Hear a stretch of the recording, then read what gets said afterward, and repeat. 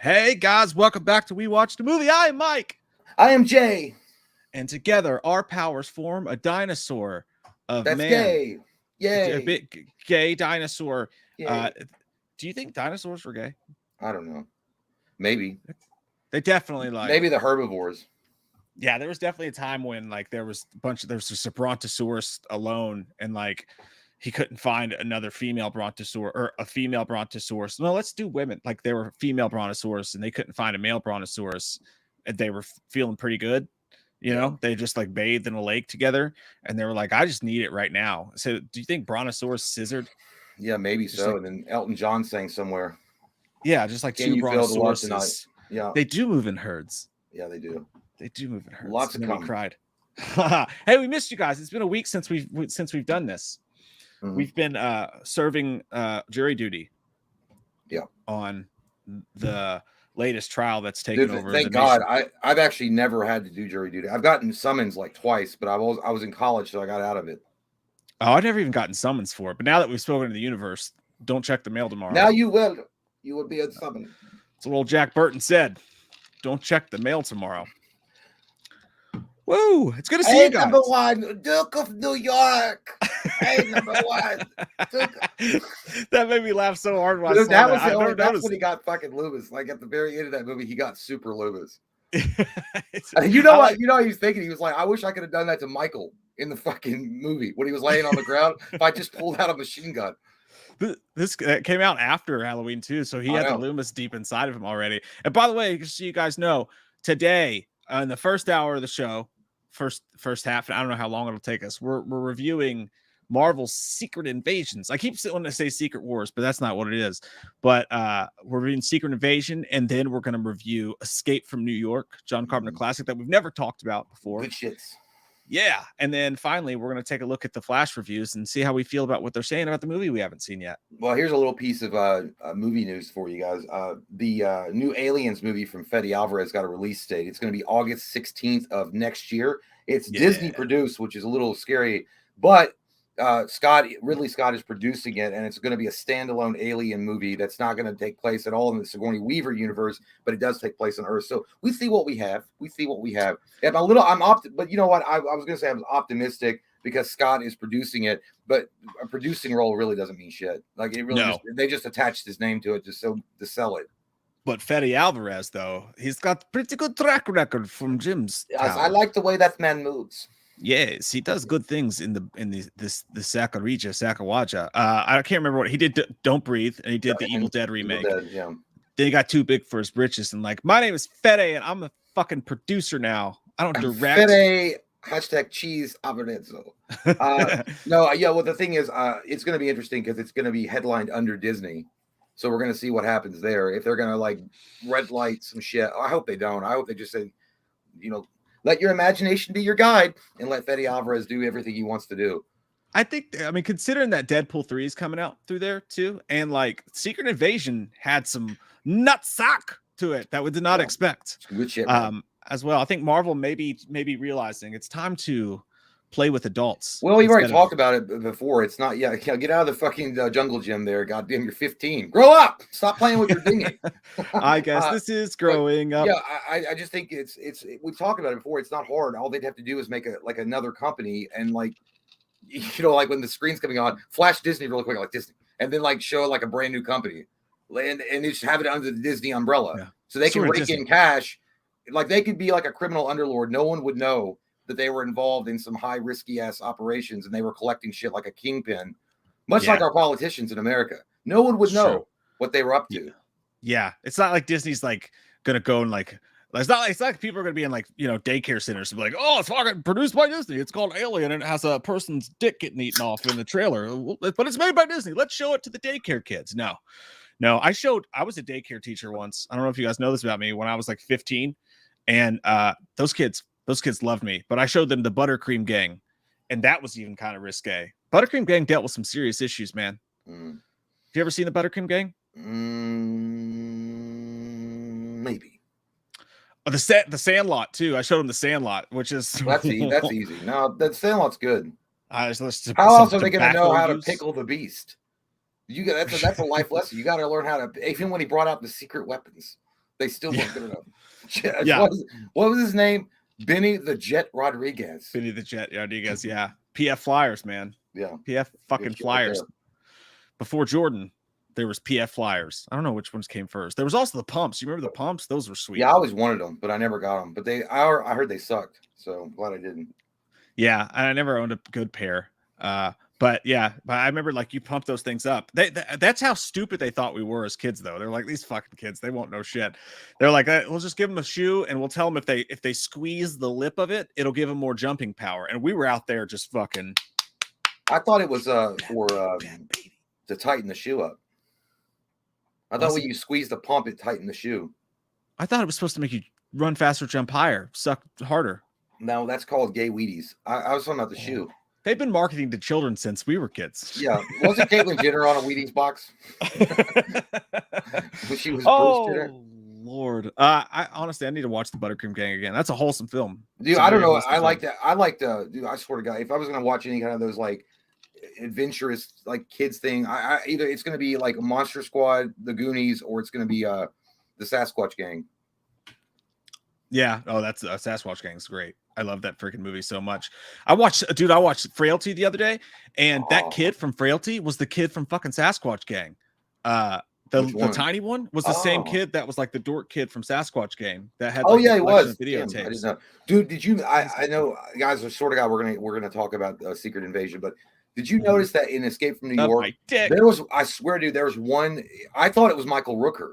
The guy that after the gladiator scene and he goes, "Hey, they're taking the president." And he like screams. Yeah. You know, everybody's cheering after Snake kills that gladiator guy. I swear that looked like Michael Rooker with long hair. I looked it up. It wasn't. I don't remember the guy's name though, but I could see that. I thought it was because I looked at Michael Rooker uncredited in Escape from New York, and it wasn't him. Isaac Halverson said I must have been squeezing the wrong thing. Yeah, that was the problem. It's like I can't run any faster, but my pants got higher. I don't understand what happened. Oh, it's crazy. Oh my God! Hey, Blair Heartless, it's good to see your face. Hello. It's good to see your face, hello. And you're gonna say it's good to see some things that we've got later too. I don't know what that meant. Michael Parton, thanks, buddy, for super chat. And I says I'm hoping it won't be another Prometheus. Yeah, that's true. Prometheus, it grew on me after a while, but it's not one of those movies that I liked initially. But it wasn't too bad. I think the problem with that movie is Ridley Scott couldn't make up his fucking mind about whether or not it was an alien movie, and he was playing these like games. He was like, no, that's not aliens. Fuck aliens. I hate aliens. Predator's my favorite, even though I made aliens. It's like, yes, it is alien. And then we're gonna have Covenant later. Suck my dick. I can do what I want. It's my franchise. So yeah, I don't like that shit at all. So it did grow on me, but it's a little boring. Alien Covenant to me was way better. I think Alien Covenant was like finally we get into the real alien shit. I love it, dude. I love Prometheus. I love the look of it from the moment that gigantic like CrossFit looking alien bastard walks out there and drinks that shit and like dies and disintegrates. I'm like, this is beautiful. I get sucked into the cinematography and the music of it all and all that stuff. But yeah, I think you're right though. Ridley Scott was just like tired of aliens. That's like when we put out a video that we work really hard on, and the only comment is, "Where's Michael Lomas?" I'm like, they died at H2 in the fire. Well, this is a different video. To be Alien Covenant just finally got back to the roots. Prometheus, like again, if you're into the lore of Alien, it was fun to watch.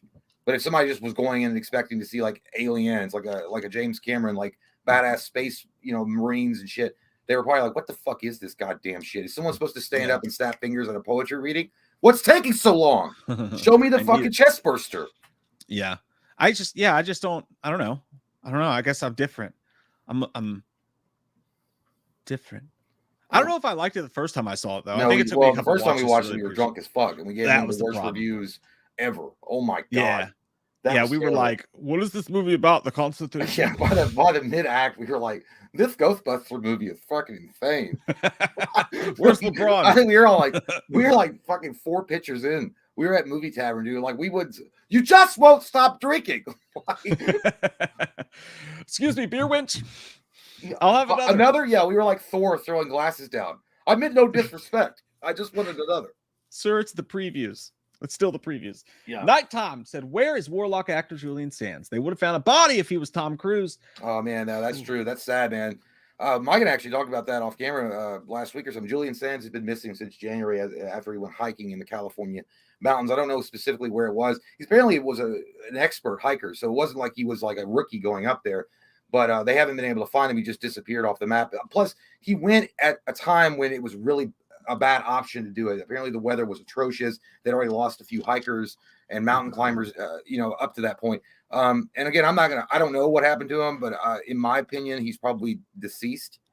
And the question really comes down to whether or not it was intentional. I'm not saying it was, but he was known as an expert mountain climber, and you wouldn't go out there knowing that the weather conditions the way they were unless you were, I don't know. I don't want to say that that's what it was, but that could be what it was. And I love Julian Sands. It sucks. I don't know what was going on in his personal life, but. Or who knows, maybe he was experienced enough to handle the terrain, but a fucking like mountain lion or some shit. Like, you never know. You know what I mean? Like, you never know. It's sad though. And it doesn't look good, but who knows, man? You never know. These stories end in crazy ways, like, well, who knows? If he survives, dude, they'll make a movie out of it. Hell yeah. Maybe that's great. Yeah. I don't know. That would be awesome. Yeah, that sucks. That's one of the saddest things of this year so far, man. Speaking of, Treat Williams just passed away. We just lost Treat in a motorcycle accident. Who? Treat Williams. He was the main dude in Deep Rising. He had a total Bill Pullman, like kind of not what's the Spaceballs sort of like vibe to him, just like an action funny type dude. Hold on, let me look him up. You'll know his face if you see him. Treat Williams. Yeah. Oh yeah, that guy. Mm-hmm. Yeah, he always looked like a really cool dad that you could have a beer with when you got older and just like, hey, Dad, What do you think I should do? And he would give you the perfect advice. Exactly. When I saw him in Deep Rising, I was like, that guy's got like I want to see everything he's been in. He also got he took over for The Substitute in the sequel. He was the main guy. I need to go back and watch those. First Substitute's badass. Power Tom Berenger, right? Is power achieved. Yeah, Ernie Hudson, yeah. Hey, you guys want a great school teacher does good movie? And I'm not talking about Dangerous Minds. You should watch The Principal with Jim Belushi in it. Dude, that's badass right there. No more. Yeah. What was it? Left jaw, push it to the right jaw, or whatever. I can't remember that song. But they played that. And also another good one is obviously Morgan Freeman, Lean on Me is fucking incredibly good. Yeah, I haven't seen that one since I was a kid, I don't think. Child of the Corn. Thank you, buddy. Says, yo, fellas, just got my first Batman comic set, Legends of the Dark Knight Venom series. Oh, yeah. Super stoked. What y'all think about Josh Hartnett and Joel Edgerton as possible Two-Faces for the Batman? I don't know about, I mean, Josh Hartnett needs a job. So he might be more like convincing in the role. He's probably doing a play somewhere. He wants to prove himself, but he's also like a really good looking dude. Like, he doesn't look like he's got like issues. I don't know. You know what I mean? Like, he just always, to me, always looks like that guy in 40 Days and 40 Nights. Like, just a good looking guy that just swears off sex for 40 days. I don't know. Just not like a lot of care in the world. Joel Edgerton, on the other hand, he's got the kind of edginess, I think, that could pull it off. But he's also got a clean look about him too, that he can pull off the Harvey Dent, tough on crime guy. Personally, I would prefer Hartnett. I think Edgerton might be the surefire better choice, but I'd be more excited to see Hartnett go in there. But Hartnett, somebody asked him a while back, and he did like some straight to VOD movie called like Most Wanted or something. It was actually really good. It was like Argo. Yeah. It was actually a really good movie, but he literally was like, I don't give a fuck. Like, I'm doing the opposite. He's kind of doing his career backwards. Like, he started with almost no experience doing these huge roles in like these teen movies, like, The Faculty, H2O and all that shit. And now he's like, I just want to do some deep character work and some shit like that. So, okay, more power to him, man. It's just like, I think he's going the route of like Ryan Gosling. He just wants to pick things that he's actually passionate about. Ryan Gosling's more of an indie circuit kind of guy anyway. Yeah. But now he's doing maybe Ryan Gosling did, like, he's done big movies, like Blade Runner was huge, but it's also maybe like, maybe Harden just doesn't want to be cast in that like big role. I mean, if you take on a Batman villain like Two-Face, and if it's produced well, I mean, I'm not saying like Aaron Eckhart was fine. It's not like anybody was like got pigeonholed him or Tommy Lee Jones because he already had a career before. But Josh Hartnett, I mean, imagine if Josh Hartnett turns in a performance of a lifetime like Heath Ledger. That shit'll follow him around forever. Yeah, no, that's true. I would love to see it, man. And he was great. He did a show that he was great. I can't remember what the name of it was. Or I think it was Cillian Murphy. Fuck. Was he in the same show as Cillian Murphy? Fuck. What? I don't know. But I know this. I'm gay. But also, more importantly, my pick is definitely Josh Hartnett for that, man. But speaking of which, I think maybe a superhero thing would be the last thing he would do based on superhero fatigue and basically all that stuff. But that's a perfect segue. And by the way, I forgot. Dun, dun, the ticker. Ah, I see. Okay, I like it. Okay, Rest easy. I love it. Here. Give me some more of it. Yeah, dude. But, the secret. Now you got me saying secret. Yeah. Secret Invasion. I remember that comic book. You know, it's weird. I never liked the comic book series when I read it. I thought it was kind of boring and stretched out a lot longer than it should have been. I mean, they even have a Captain America angle in it. That the Captain America that we know actually was a fake Skrull, and the real Captain America had been captured and frozen for like 30 years. It's fucking weird. But it plays around a lot. And they try to do twist endings in the comics. I was never a fan, but in this show, man, I really dug it. I was telling Mike after I watched it, I said, you know, it's like for me, it felt like, well, it's obvious it's a political thriller, 100%. First and foremost, it's a political thriller, but it's got Some of All Fears, like the Ben Affleck movie vibes to it. And it's got Winter Soldier vibes, really light. Diet Coke version of superhero shit. So none of that. You don't have to worry about, you know, goddamn, you know, people having lightning bolts coming out of their asshole, flying around and fighting doomsday weapons, even though that's fun. But this is more like in the dirt, boots on the ground, what's going on, espionage. And by the way, the first 2 episodes, we can't talk too much about it because obviously it's not out yet, or as far as spoiler territory, but the first 2 episodes have a great fucking reveal. The first one, it's not a reveal. The first one's got a shocker. And then the second one's got a huge reveal. And I'm like, what the fuckity bougie is that? Yeah, dude, I'm shocked. Like I got the email in my inbox. It was like, you know, the first 2 episodes of Secret Invasion, and I thought, oh, that's weird, just getting Marvel stuff. But I guess if it's Disney Plus or whatever. But yeah, I was like, we better not spoil this. Fucking literally, Mickey Mouse will knock down your door, and he'll be like, Mickey Mouse will go to Goofy's house, and he'll just open the door. He's like, I got a question. He's like, you can't ask me any questions, and we're gonna hurt some people. And Goofy's like, whoa. It's like in the town. You'd be really screwed if you did that. But no, like, haven't enjoyed anything superhero in a while personally. Like, I'm just. And if you talk about superhero stuff and superhero fatigue, Marvel is the beacon of like just deep superhero stuff. They're the Alcatraz. Yeah. And I haven't watched a lot of stuff coming out with superhero stuff, but I watched this because I thought it did look different to me. It looked a little bit more homegrown, a little bit more down to earth. And you're absolutely right, dude. When you texted me before I watched it, you were like, it's sort of Winter Soldier-y. And I was like, oh, that's exactly what I wanted to see. Yeah. And I watched it and I thought the exact same thing. I was very prepared to be bored. I was very prepared for like all this stuff. And I will say, having not watched a bunch of Marvel stuff in a while, that there was that first episode, man, there was a lot of stuff. I was like, yeah, who? What? What? That's exactly where I was. It was like coming into like a class and being like, I didn't even know we were going to have a fucking test, let alone that we had to bring pencils. Like the first 10 minutes, I was to see homeboys naked. Yeah, I mean, that's cool, man. No, Holmes, where you naked? Goddamn, everybody know that book. But no, well, the thing is, I've never watched Captain Marvel with Brie Larson. I don't give a shit to watch it, so I don't care. And so I never watched that. So I was confused for the first 10 minutes of the show. Yeah. And then it wasn't just the Captain Marvel stuff. There was other things that I was just confused about. I think it's just confusing a little bit generally. And then once the 10 minutes go away, that's like a fart pain in your gut. Then you're like, I passed the gas. I passed the gas, and now I'm ready. God. Like now it feels so good. The evil is gone from you. Yeah, get away. But yeah, dude, I really enjoyed it a lot. And after the first 10 minutes, I think everybody will. But dude, yeah, incredible. I mean, it's fucking good. Like and I feel like the number one thing is neither one of us had expectations going in. Like I had no expectations really at all. I mean, I thought I might be bored, but I didn't think it was going to suck. I just didn't know. Yeah. It's like, if the movie's boring, you can blow me. Yeah. But that's basically what it was. And it did take me a while. Like, I will say this, if you've not kept up with Marvel, it will take you a little while to be like, I don't know where we're at, Greg. It's like when you're in a sketchy Uber and like, you don't know the town. Like, are you taking me? This doesn't seem like the way to the drugstore. But like once you get settled, it's good. And like, it's not anything groundbreaking. Let me say that first off. It's not anything that you haven't seen before. And it's not as good as Winter Soldier, but no. for the perplexed and tired and exhausted Marvel fan, it's a nice cup of fresh tea. Like, it's nice to watch this because it's very low to it's very just like ground level stuff. It is about spies. It is about espionage. It's about trust, and the whole thing with the what do you call them? The green dudes, Scrolls. The scrolls is, as you guys know, I they will can scroll take on. fuck the shit out you.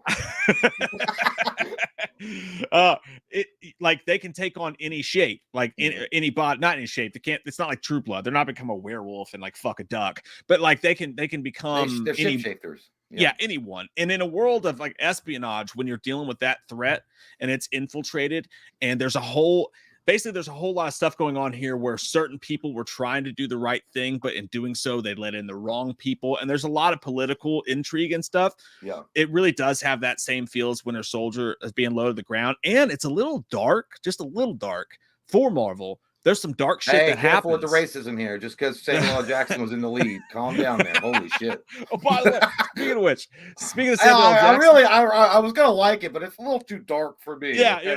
a little too colorful for my taste. It's a little too much there. No, but like Samuel L. Jackson is on fucking it's pure Samuel L. Jackson. Like he's not out there dropping fuck bombs or anything, but he's acting. Like you're watching him do character acting. He's not just doing boring like Marvel like jokes. Like there's emotional depth to his character, and it's fun to watch him act in this. Yeah, I like that. Also, Ben Mendelsohn did really well as his friend. Guy. Great actor. Good in this role as well. Again, I hadn't watched Captain Marvel. Apparently, he was in Captain Marvel. I didn't watch it. Emilia Clarke is in this, and she does a really good job too. She's actually, I thought it was going to be kind of corny with her in the movie or in the show, and it wasn't really going to play off well with Ben Mendelsohn, but it's actually pretty good. It's actually intriguing. And the further the further we go, after the second episode, I wanted to watch more. I actually was like really hooked on the story. Yeah. Especially after the reveal of the second episode, and then the what happens at the end of the first episode. I was like, I want to see what fucking bounces up from here. Because there's a lot of possibilities they could play with. And by the way, they do address, there is one part and this isn't giving anything away because it's in the comic books and things like that. And I'm sure they'll, I don't know, maybe Secret Invasion might have a larger scope in the Marvel MCU universe. They were talking, there was one scene where one of the Skrulls, one of the main bad guys in the Skrulls, Gravik, I think is his name, was saying something like, one of his cohorts was like, what if the Avengers come back? And he's like, we've got a plan for that. Which, if you guys know what the Skrulls can do, they can literally take the memory of someone, and then in some way they can genetically manipulate themselves or engineer themselves to have the similar powers. It wouldn't be exactly the same, but they could technically take over the roles of those superheroes, and then no one would know. Yeah, and somebody asked a good question. JT Custom said, "Do you think you need to watch Captain Marvel before you see the series?" Look, I saw the first Captain Marvel, so I like know what's up with Nick Fury's eye, and it's actually that part's disappointing because like once you know what's up with Nick Fury's eye, you're like, "Damn, that eye patch used to be cool. Now it's just kind of stupid." The patch is gone. It's one of the bad things they did. I don't mind like the tiger stripes. It's just knowing how that happened that's just kind of dumb. Yeah. But like apart from that, look, like we said, like there's a few minutes where you're like, who in the fucking, I didn't even know Ben Mendelsohn was in this, and I love him. If you guys have ever seen what's the movie with him and Ryan Reynolds where they're just drinking Woodford whiskey and playing cards the entire movie, Mississippi Grind. Yeah, amazing movie. But Ben Mendelsohn's an amazing actor, and he brings weight to this. So like I could watch that guy, fold origami into a paper bag. So, and it's a lot of dialogue, and Don Cheadle's there's dialogue with him, and there's dialogue there's a great sit down scene between him and Nick Fury that was crazy good. There was one moment in that I thought it was going to go woke, and then it doesn't. It goes right back to where it streamlines itself, and I'm like, yeah, that makes sense. And it was like, because there's a particular talking point that Sam Jackson is trying to make, or Nick Fury is trying to make to Don Cheadle's character, Rhodey, and then Rhodey's like, no, he goes, I get what you're saying here, but at the same time, don't fucking bring this into it because it's not that. And then he there's this great really awesome fucking moment. Yeah, he puts his cigarette out real quick on that. Yeah, he's like, here, I'm gonna piss in your liquor, drink it. How's that taste? Tastes good. Good. But yeah, it was great, and I'm interested to see if there's any others guest stars in this afterwards. Yeah, and it gets. I will say the action's like look, dude, once we've seen the John Wicks of the world, we've seen them do stuff. And honestly, for me, that's one of the things that Marvel's gotten lazy on. They're just like, we're Marvel. We'll just put some action out there. Same thing we did Ant-Man. Like, we'll just put a bunch of CGI and action and people will eat it up. They'll eat it out of the palm of our hands. They're never going to complain about what we do. And I feel like that's starting to finally. I think you and I have been complaining about it for a while, but like I think they've got too comfortable. With the whole idea of the Marvel, the characters is you want to hear the human story. That's what connects you to them. If it's all just a bunch of people flying around doing CG shit, you kind of lose the audience. I mean, yeah, it's cool to look at. Yeah, but it's a total Monet. From far away, it looks great. But total up close, as if Alicia. But like, yeah, there was a point where I was like, okay, this is all right. Like, again, it's nothing groundbreaking, but there was a point where I was like, this is all right. I enjoy this. It's far more adult. It's not like they're not cursing and shit, but there's some violence in it. But there's a couple points where I'm going, at first I was like, all right, but this needs an emotional anchor. But by episode 2, they give you an emotional anchor, or 2 or 3 or 9. And then you're like, okay, now I'm into it, especially with what happens with Nick Fury's character and all that stuff like that. I like the British chick interrogator too. Yeah, the one that comes in the meat locker, that's fucking badass. I like how I like that shit. Yeah, step on me, mommy. But one thing I will say, someone gets their finger cut off at one point, and like it's so easy in those scenes to use practical effects, right? Like, it's a severed finger with blood, and it's so CGI looking. It's just one of those things that you look at Marvel and go, you're fucking Marvel, dude. I've sat through your credits. I know how many people you paid to make this shit. There's 359,000 people in the credits. You tell me you couldn't get a dude to come in there and squeeze some fucking blood on a finger? Well, they super CGI it. But they had to make it, when they cut it off, it makes sense for the story. No, I'm not saying they shouldn't have cut it off. I'm saying when they cut it off. I mean, like why they CG'd that? No, I'm talking about before that, like the initial. Like it's like so it looks like a baked ham in Ren and Stimpy. Like, you know what I'm saying? Like, put some blood on that thing, get some Tom Savini action in there, Chris Nelson, but like, which I believe he does some Skrull makeup. I don't know if he does on this show, but I know he did on Captain Marvel. But no, like what I was going at there was the action scenes don't blow me away at all, especially given how much money Marvel has into these shows. And you see a John Wick, or you see even like lower level stuff that does the action scenes so much better with so much more inspiration, or Daredevil back in the day. The action scenes are just kind of standard, like, you know, fight, flip, you know, kick, whatever, explosion. But they have driven home that Nick Fury's not the same Nick Fury. I mean, he's also old and he's kind of broken. I mean, the whole show. I'm talking about other characters' fights, though. Oh yeah, like, well, the idea though, but and it is a great idea. I do like what they're doing with Nick Fury. He's not suffering necessarily PTSD, but he's kind of like, fuck, you know, he's trying to readjust himself after he got blipped. That's where that's the only point of anchor that I could have. I mean, again, someone asked earlier about you do have to watch Captain Marvel. I didn't. It took me about 10 minutes to figure out what's going on because I didn't understand what Saber was. I know it's been mentioned before. But that's where Nick Fury was. I think, it was in Far From Home. Spider-Man Far From Home, I think they mentioned that Nick Fury had been on Saber, which is a space station up there, and he's like collecting rocks. I don't know what he's been doing. But when he comes back down to Earth, ever since Thanos snapped, he's been different. Like, he's not the same. He's not got the edge anymore, I guess, is what a lot of people are accusing him in the show. They're like, you don't have the edge. You can't do it. But he does show him up a lot of the times. But yeah, I really dig what they're how they're doing that. It makes me a little worried, though. I don't know if they're kind of setting it up where Nick Fury is no more Fury. Well, yeah, no, I could see them going that direction. And it is kind of cool, though. It's sort of, you could call it Old Man Fury. I mean, like, you could technically call this series Old Man Fury for sure. But one of the biggest things that Jay and I have shat on Marvel for lately is that they're afraid to take risks. They're afraid to kill people. They're afraid to I won't say anything about it, but like, there's a couple moments where I'm like, oh damn, like they did that. Like they did that. And by the way, Chris McDonald's motherfucking oh god, Shooter McGavin is in this. He's the president. Dylan McDermott's in this. They've got some really. No, that's not Dylan McDermott. I looked it up. It's not Dylan McDermott. Dermot Mulroney. Yeah, Mulroney, yeah. The dude who was in Scream 6. Yeah. Not all white guys look alike. My God, call me a racist. Sorry, it was Matt Dillon. We're gonna have the Proud Boys in the chat tomorrow, you stupid bitch. It was Matt Dillon. I apologize. Oh. But no, like they bring in the political intrigue. Like you see the news people talking about and spinning it, and then you see the politicians spinning what's going on. It's all low level. And it's funny because I saw some people like who reviewed this, and I won't name names, Chris Randolph, but like I won't name any names, but they're like the kind of people who like eat up that corny shit that the rest of us adults are sort of tired of. Yeah. That were like, this is just boring. Marvel's lost a step, this kind of thing. They said and that. I'm like, this is what adults wanted. They wanted something that they could sink their teeth into that was deeper than just like superhero landings. But I wanted to watch like the roller coaster go up and down. Shut the fuck up and get back in the car. You've had your time at the water park. It's time for the grown-up days. Where's the romance, Steven? Well, you know what?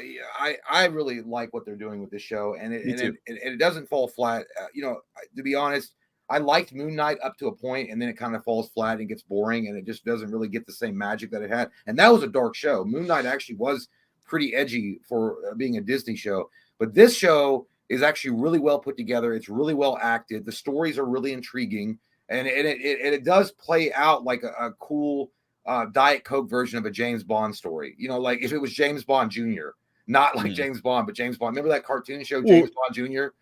Yeah, you had the best reference to it when you said "Sum of All Fears" when we were. It is very much like "Sum of All Fears." Yeah, it like I can't. If you guys watch like without giving it away, if you watch the "Sum of All Fears," you kind of get what's going on. Like if you watch the movie "Sum of All Fears" and you understand what the end of that movie is all about, or what's trying to be stopped in that movie, then you understand what's going on in this particular show. At least the initial part of it. And then the first episode, I thought that when you're talking about dark at that fair. That shit happened. I didn't think they were going to let that happen, and it fucking happened. And then 2,000, people went out to lunch. Yeah. And it's crazy that they had that many sandwiches available at Subway. Dad went out to get a pack of cigarettes. I can't tell you guys what happened, but holy shit. When you see it, you're like, oh shit. I thought it was going to fucking just be another like superhero save the day kind of situation. And no. Yeah. It's gritty, dude. There's some grittiness to it.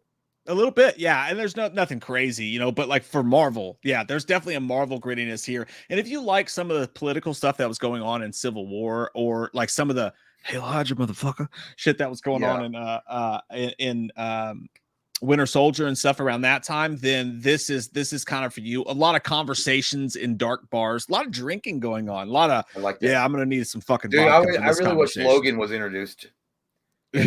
Like, do you imagine because Logan was a spy? He's done shit. I mean, you imagine if Shield like contracted him to help them root out something. I don't know. Like that would be the introduction to Logan. I know they'd never do that. I mean, people are like, well, you just said no superhero stuff. Logan's different.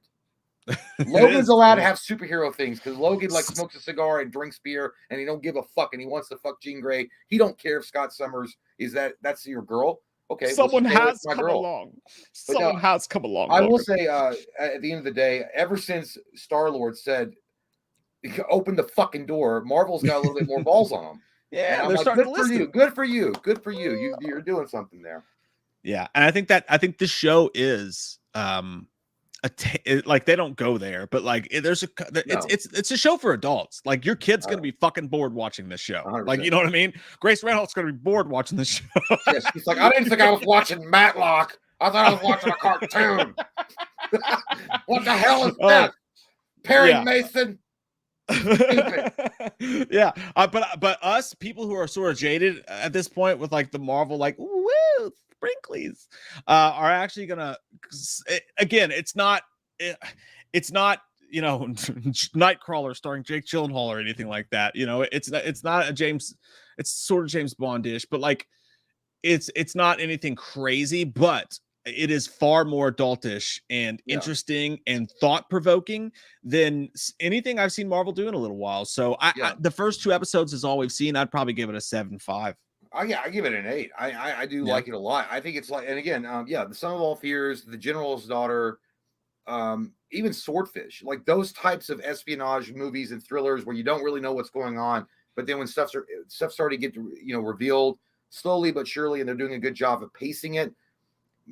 That's how I look at the show, and that's how I felt when I was watching it. Also, the intro is amazing. I like the intro music and the way they set it up. It's very like jazzy. I kind of like that and kind of gets you in the mood for it.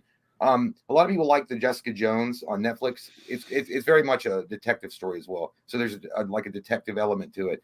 Yeah, dude, Yeah. it's an 8. I actually am really excited for it. It sucks because we already saw the first 2 episodes. So when they release it, we're gonna have to wait to catch up with you all because the 3rd episode won't be out until the 3rd week.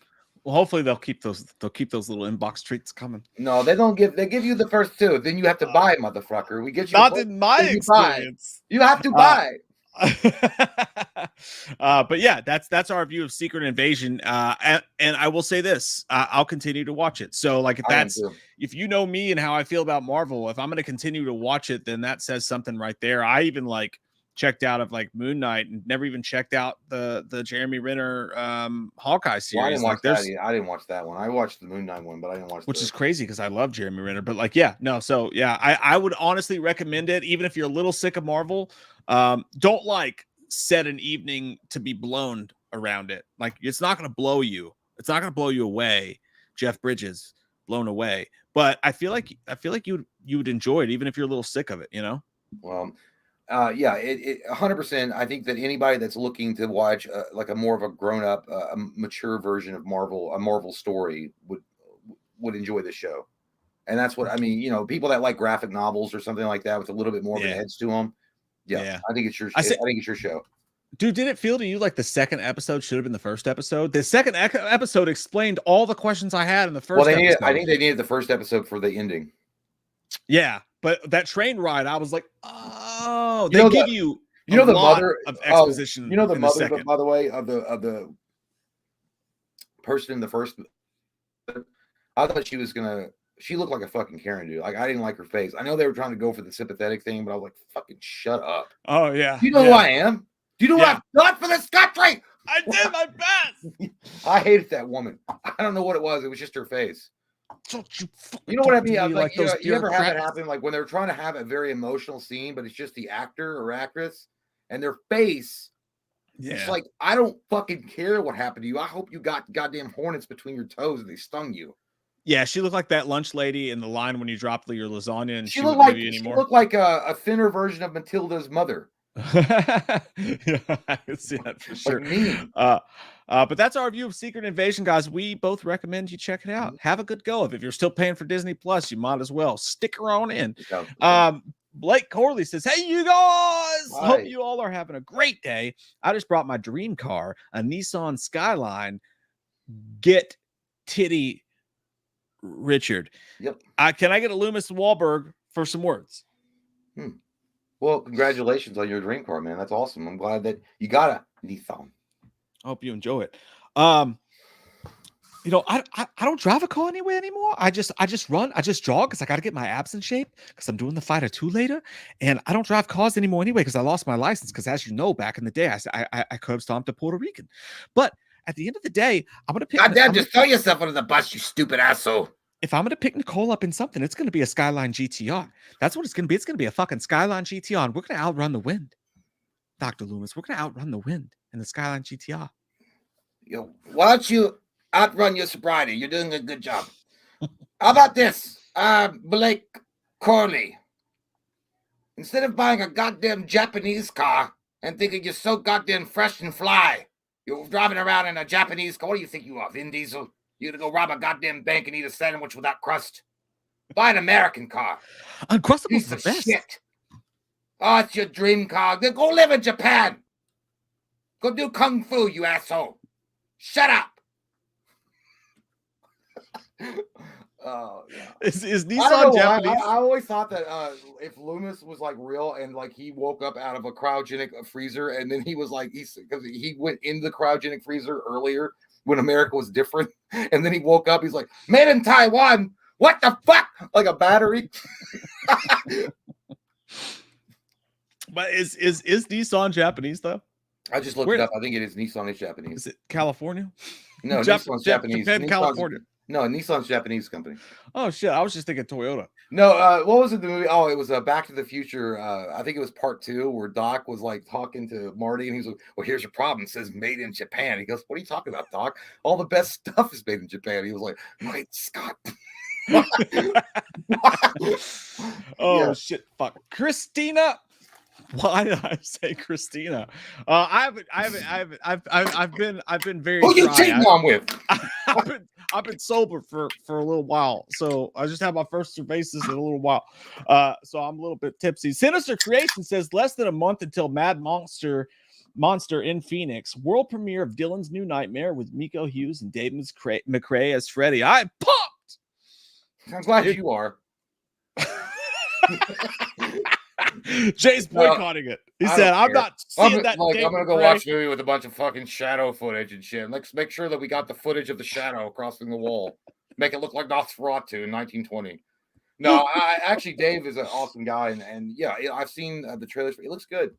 It looks good, and I hope it's awesome. And I hope it knocks it out of the park. I hope it's on the same level as the Friday the 13th fan film. I can't remember it off the top of my head right away. What was that Friday? What the fuck? We reviewed it.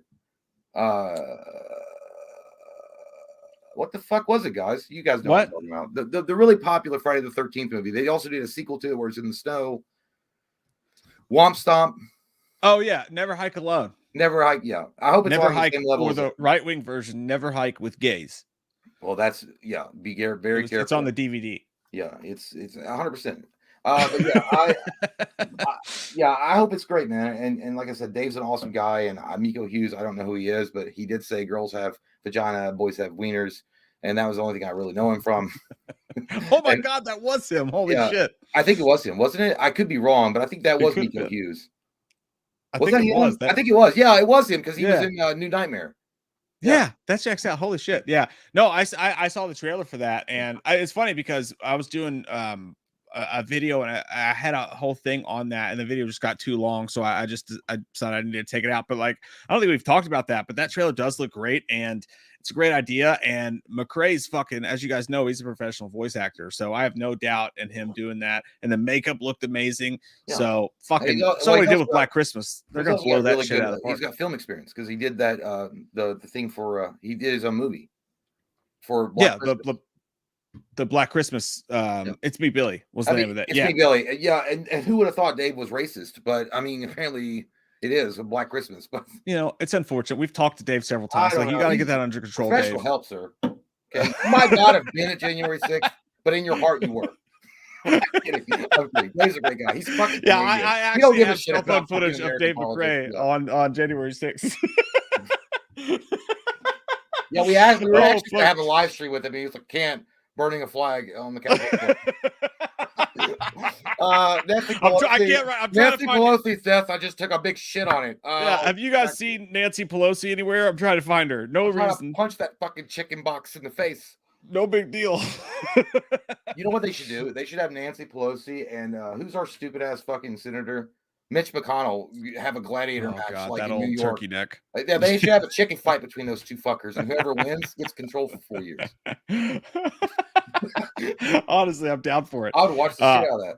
But no, you're absolutely. I hope that's amazing, dude. I'm sure it will be, dude. Dave's talented son of a bitch. Hunter Maples, which by the way just sounds like. Doesn't Hunter Maples just sound like someone who's going to invite you over for sweet tea and then try to have sex with you? Hunter Maples sounds like a fancy syrup they bring out, like a really like a rich person's house to have on your pancakes. Grow up, Count Chocula. Hunter Maples. Hunter Maples. So it's a fancy syrup. You have to get it from France. And you got to hunt for it. Been catching up on some Wham. Me and the wife just had a baby, so I haven't had much time. Thanks for keeping me entertained throughout the years. Congratulations, man. Congratulations, Hunter. I hope you named it Mike J. J Mike. You maybe named it Hunter Maples. No, Hunter Leaf Maples. The middle name is Leaf. Oh, I bet that's amazing, man. Congratulations to both of you guys. Really appreciate it. Nighttime said, "Did you see What Happens in Vegas, Ashton Kutcher?" I did see that fucking movie. That's a good movie. It's a good movie. Try to rewatch it. Like a couple months ago, I was just hanging out on the couch, threw it on for about 25 minutes and was like, oh, this isn't as good as I remember. But I do remember enjoying it when it came out. It wasn't bad. I feel like there's only like a couple of scenes that were really funny. Like the one where in the hotel room where he like accuses there's something where him and Brittany Murphy have they have a fight and he does something that's fucking he's like I don't know what it was, but that I remember that part being funny. And then the rest of it was kind of like a regular rom-com kind of thing. Yeah. It didn't hold. It didn't. Where the fuck did he go? Ashton Kutcher. Oh, dude, Yeah. he's actually done something really cool with his life. Him and Are they selling ketchup bottles? no, Mila Mila Kunis. Kunis, yeah. They've been like they've been like creating apps and shit like to fight against like sex trafficking. Oh, so he's They're like like a doing real all sorts Steve of cool shit. Jobs. He actually took inspiration from the role. I bet Yeah, he wears yeah, no they're doing shoes or some. socks either, and he has a turtleneck and he walks Yeah, around. But yeah, cool for they're him. doing their best to stop Danny By the way, Masterson, speaking of whatever they can. Ashton Kutcher, but going, in the '70s show, Danny Masterson actually lost it, so he is going to jail for rape. I saw that. Yeah. Yeah, Scientology doesn't pay kids. yeah. Well, yeah. The Unless you're fucking Tom craziest Cruise. thing about that Danny Masterson thing was apparently the judge cited his lawyers for leaking info about the victims to Scientology, where the Scientology people had been known to harass victims. And he was probably thinking like, "Oh, Tom Cruise is going to come down in a fucking jet and save me when I'm going to the." No way. They were like, "Hey, you're fucked, Danny. Have a good time with that asshole dropping the soap." All I know is like dark alleyway. Would you rather see Michael Myers, Freddy Krueger, Chucky, Tom Cruise? Anybody but Tom Cruise. The last thing you want is a dark alleyway where Tom Cruise is doing this shit after you. You know what I'm saying? So that's scary stuff. Ryan with the beautiful hair flowing in the New England wind. Nice hair. Says, first time donator. Since watching y'all, I've graduated high school, did 4 years in the Army, and now earned my master's degree this fall. Old motherfuckers. Yes, we are, sir. God, man. Well, Mom and I are proud of you, and we hope you make a success in this life, Ryan. And your hair already looks lovely. You look like you've already got the world in your back pocket, and you're just ready to take on the next challenge in your life, sir. You also look like you're posing for a Calvin Klein commercial, but we'll move on. But he looks like man, it's always weird to hear those kind of comments, but it's awesome that you guys have stuck with this for this many years. And it's kind of like being two gay dads, be like, hey, that's our son. They did it. Against all odds, they did it. He just sat down in his mansion, he just sat down in his big, nice fucking house, with his 7 wives, turned on the computer, and for some reason got this notification. He was like, look at these 2 bastards still sitting in those same rooms. Motherfuckers right here. Yeah. Look at these old fucks. Hey, Ryan, like, first off, you look like Mark Hoppus circa the Untitled album. Yeah, like, he does look like Mark Hoppus. That's a good thing. That's a good thing. He was going through some things, but he was being taken seriously as an artist, and so are you. But also, technically, betting on your age, we are definitely old enough to have sex with your dad. So if that's a possibility, check us out on grindr.com/we watched a movie. I want to do your dad in the butt. Sure. It's a subcategory of Grindr. Thanks, Ryan. Hey, man, congratulations to you, Ryan. Yeah, good job, dude. Fucking good job. That guy got life right. He's doing fucking G.I. Joe. Real American hero. Yeah, by the way, because I'm pushing fucking 40, dude. I'm literally going to be 40 in February. You're going to be 40 in like 2 years. Yeah, and he still has never used a condom. It's frightening, honestly. I'm like Vince Vaughn in that fucking movie where he has like all that sperm donations and they all try to find their father. What's that movie called? Delivery Man? No, oh yeah. Delivery Man. Yeah, I'm gonna have a bunch of fucking kids show up at my door. I'm like, what the fuck? Where the fuck did we get ice cream? Oh, Christopher Sampson. I want to talk to Sampson. Says always a good time when you guys are live. Always record. Universal needs to get the dark universe going again. Actors like Kirsten Stewart, Leonardo DiCaprio, definitely Henry Cavill, and Samara Weaving are my choices. Who are yours? Chris, I'm gonna pretend like we're lab partners, and I'm just gonna like borrow your ideas, and we'll just turn it into the teacher together because those are great. Kristen Stewart, I'm not so sure about. I don't know about Kristen Stewart. There's something about her I just don't like. It's kind of like she's got the same kind of who's the girl that played Catwoman in Dark Knight Rises? Anne Hathaway. There's something about Anne Hathaway. There's like an Anne Hathaway thing with Kristen Stewart, and I also didn't like how she did, what she did on Twilight set to my boy, Rob. She's like, I fucked the director. So what, Rob? Get over it. Jesus Christ, it's Hollywood. Everybody fucks the director. I didn't like all that shit, but. Otherwise, your choices are very good. Leonardo DiCaprio, Henry Cavill, and Samara Weaving. The bad news is, I don't think you could get DiCaprio for multiple movies. Samara Weaving, easy. Henry Cavill, possibly. But DiCaprio's like, no way. Well, this is a hot box. And this is like when you watch one of those things as kids, and they're like, remember when we were kids, it was like shopping sprees were a big deal. Like, I'm going on a shopping spree through fucking Walmart and Best Buy or whatever, because you don't know who's going to play what and what roles win. Yeah. So you just say like shit that you like. I would love to see like old school people. Let's throw Arnold Schwarzenegger like a role in there, right? Let's get Arnold. Dude.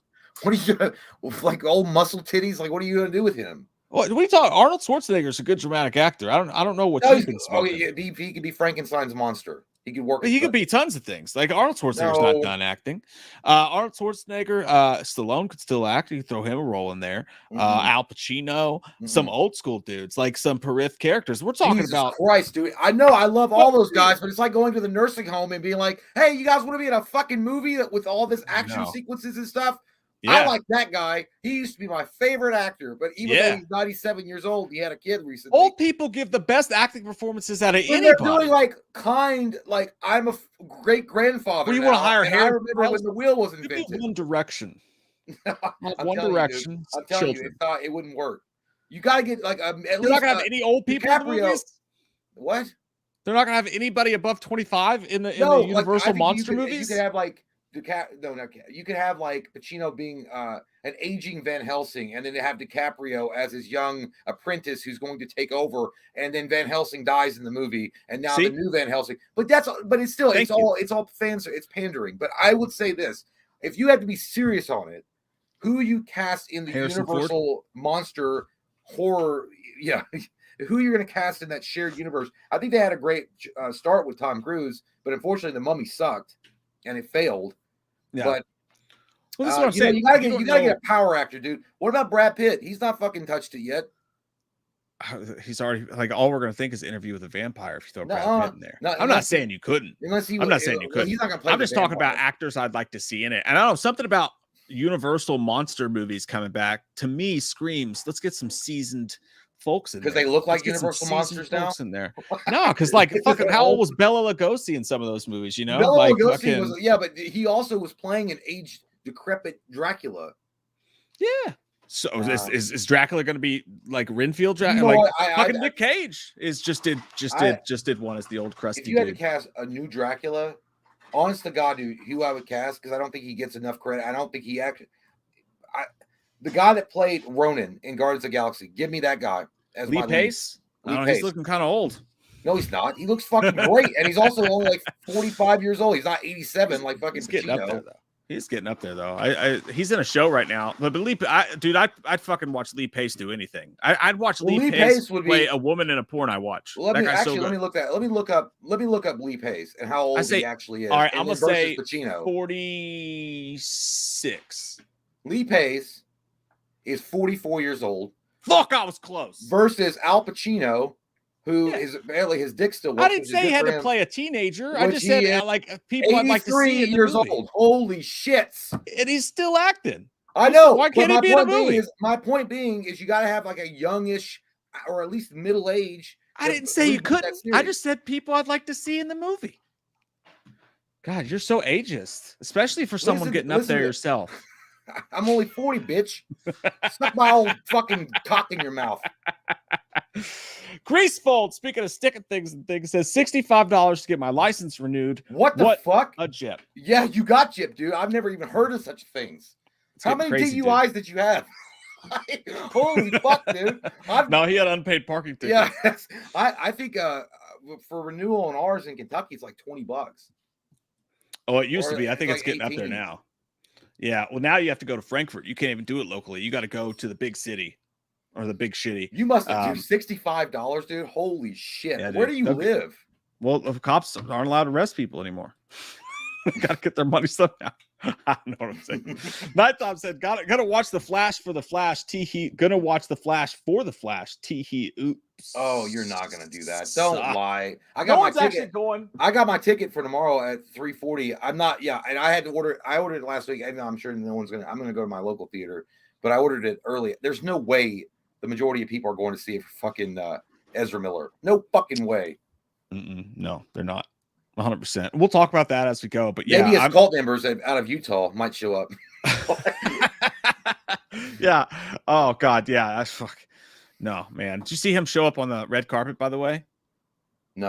They put his ass on the red carpet at the premiere, and he walked in there looking like Erykah Badu, and he walked up there, was just like, they were like, do not emote at fucking all, and he was just like, Was he high? I'm sure on goddamn, whatever, but like he just walked in there, was just like, yeah. Because they were I'm like, just a puppet on a string. Yeah. Why would they say? Oh, that was another thing I saw. Grace Randolph posted. Noticed she's wearing a flash ring. I like the somber mood he's giving here. It's very appropriate. I'm like, the guy fucking beats women. There's video of this man beating and choking a fucking woman, but he's wearing a flash ring. Suck my ass, Greg. We're gonna start a flame war with her. Shit. Anyways, yeah, that's where that came from. She can start digging through our videos and be like, see what? Look at these assholes. Colton Kaler said, y'all see the news? Dude, I've not seen it yet. I saw it come out and I'm scared. Too scared to watch it. Who's in it? I've heard that it's all about Statham. That's what I've heard. Not the trailer, but I heard the movie script was all about Statham. I will pass. Thank you. That's what I'm scared of. Hey, no, I know that we got hate that one time we were talking some shit on Statham, but I mean, look, Jason Statham is good, but he's a one-note actor. I'm pointing that out there. He really is. I like Statham. I think he's a cool guy. I think he's a nice guy too, even outside of his acting roles. But there's something about that guy. He just seems like Wish.com Bruce Willis. I don't know. Yeah, no, that's 100% correct. Yeah, there's nothing about him that has ever interested me very much. But Colt, I haven't seen it. I want to watch it. I just haven't been able to bring myself to. By the way, if someone's gonna say Crank, yeah, I've seen Crank. Crank's all right, but they were acting like Crank is like. But that's what it's everybody's like. You seen Crank? He's obviously an action hero. I get it. Well, actually, I think let me put it this way. Jason Statham can act. Like remember that movie London? Yeah, and then was it the Homeward where he had the daughter Homeward? I know what you're talking about. Yeah, whatever. Homefront. Yeah, good. But in London, when he's like, Chris Evans is like, my girlfriend left me for a guy with a 10-inch dick. How do you deal with that? It's like, oh mate, you don't deal with that. It deals with you. I was like, he was good in that movie. Mm-hmm. So he can act. It's just like when it's an Expendables movie led by his Expendables character. That's what kind of bores me. Well, the weird thing is with the Expendables 1. When I saw Statham, and I'm not saying he didn't belong, but it kind of felt like you ain't really earned your notches on your belt to be here yet, sir. Like, you know what I mean? Like, these are like the all-stars. Like, these are like the USA Dream Team. And then you bring in fucking Hakeem Noah. And you're like, hey, you're good. I mean, you're good. Definitely you're good, but I don't know if you're really ready for this. Yeah. I mean, maybe, I don't know. I would have put Lou Ferrigno in his place. Hakeem Olajuwon. Ismail Vega said, "Hey guys, I think Jim Carrey is coming out of a rhino's butt is the funniest Jim Carrey movie scene. What's yours?" Yeah, he was like, yeah, that was a great one. Man, that's a hard one. I think when he loses his shit in the courtroom in Liar Liar, when he's like. My case is simply this. He's like, and then he was like, yeah. That's I'll have to go with, I think, and this will be, if I skirted through the whole thing, I'd be wrong. But like, I think my favorite right now is going to be an Ace Ventura When Nature Calls, when they're sitting and they have the projector pulled up and he's like, and then he does the duck and he gets that guy's nuts. He goes, whoa, whoa. Dude, I like when he closed his jacket. He's like, "Hi ho, silver and away!" Like a story. Oh yeah, and then also When Nature Calls. By the way, When Nature Calls never gets the love that it should. He was like, "And you must be the Monopoly guy. Hey, thanks for free parking." Then he goes, "La da." He punches him out. Also, the scene in Liar Liar when Miranda takes him in the room and she's like, "Could you repeat all that for me?" And he has to he roasts the entire room, and he's like, "He's a pedantic bastard." But then when he takes that dude's hairpiece off, he's like, "That's roadkill," and he sticks it to the wall and he goes, and he passes over and falls out. That fucking. I also loved it when in the first Ace Ventura when he was talking about that kind of surgery can be done over the weekend. He's like, either this is what I think it is, or this is the worst case of hemorrhoids I have ever seen. That's why Roger Predactor's dead. He found Captain Winking. Yeah. Or the door in Ace Ventura was like, only this. He's like, can you feel it? Huh? Can you? Oh, this dude, house is clear. Yeah, there's no picking any correct one, dude. There's so many. I miss that. I miss old Jim Carrey, dude. Fuck I miss old Jim Carrey. Me too, man. Mike Parton said, kind of wish Marvel Zombies was going to be live action so it can be hardcore and disturbing, but I hope Agatha Coven of Chaos embraces the horror aspects. That sounds like an Eminem rap. I hope Agatha Coven of Chaos embraces the horror aspects. Yeah, I get what you're saying with the Marvel Zombies being live action, but I don't think they wanted to do that because it would be too disturbing for. They're still wanting to draw people in, younger audiences is who their target audience is. Unfortunately, they didn't want to upset John Campea. Yeah, they didn't want to do that. No way, that guy would have a sucker just be in a corner, like rocking himself to sleep at night if they did that. But no, here's the thing: Marvel Zombies as an action, a live action would be great. I would honestly, God, it makes me wish that George Romero was still alive. The Marvel Zombies comic book story is incredibly graphic and incredibly funny at times. It's very black comedy, Sam Raimi-ish type of take on the Marvel characters. It's more of a parody than it is anything else. That would have been amazing, but there's no way you're ever going to see that. No way. If Disney didn't own Marvel, you could possibly see it. But now, but Agatha Coven of Chaos embraces the horror aspects. I don't know what magical curse you just said to us, but it's okay. I don't know what the fuck that means. I know who Agatha Coven is, but I don't know I don't know. Well, I know what you're. No, never mind. I had to read it again. Yes, I get what you're saying. Yes, she could embrace horror aspects to her character, but again, it depends on the writers at Disney / Marvel if they're going to be willing to do that. And I don't think they will. I mean, look at the Doctor Strange 2. I thought it was going to be a horror movie. Yeah. Like, and I was like, there's no way it like you can't watch that movie and be like, it should totally be like you're watching it like new Sam Raimi's director. It's got all this like demonic shit and there's like cool elements that he can explore. And they're like, no way, Jose. No way, man. Let's just make this shit PG.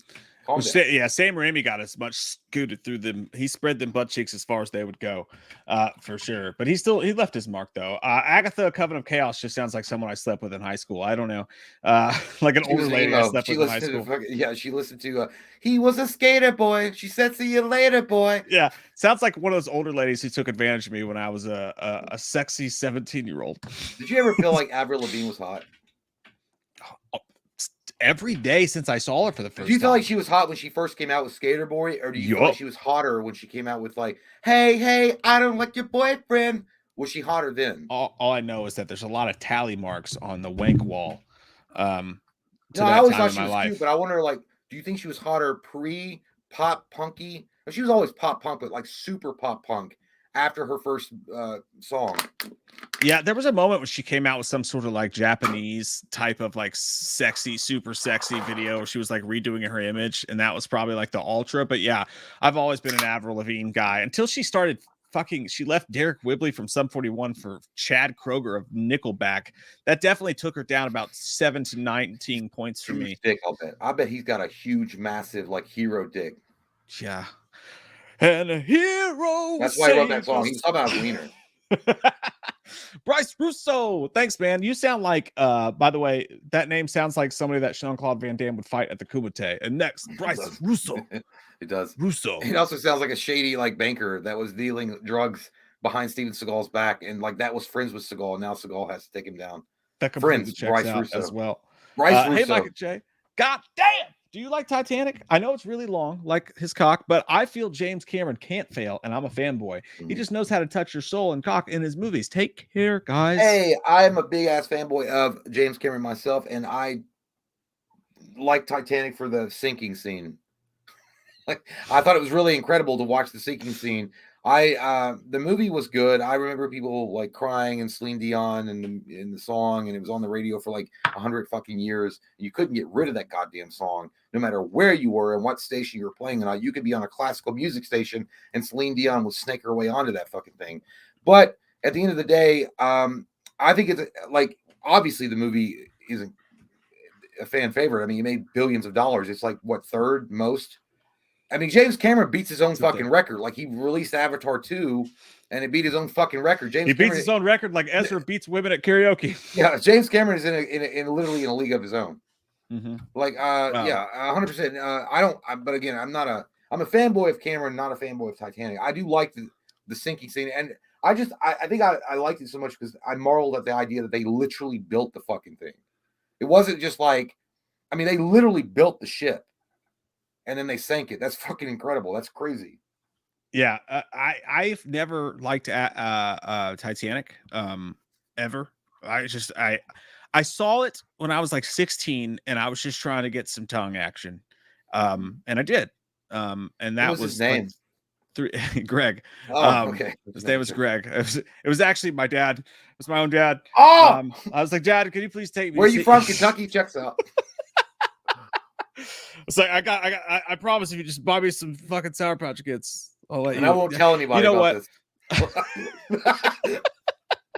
Oh, it was right when Kate Winslet was in the car. No, anyways, he's like, I was on that ship, son.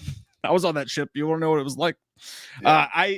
No, in all seriousness, I've never enjoyed that movie. I've always had a hard time getting through Titanic. I've never understood it. I've never understood Titanic. I've never understood Avatar. I've never understood Inception. There's just certain movies that just never clicked with me. I couldn't understand them, couldn't get the joy of them, but I'm glad that other people do. I am. Yeah, Inception was Nolan's movie, wasn't it?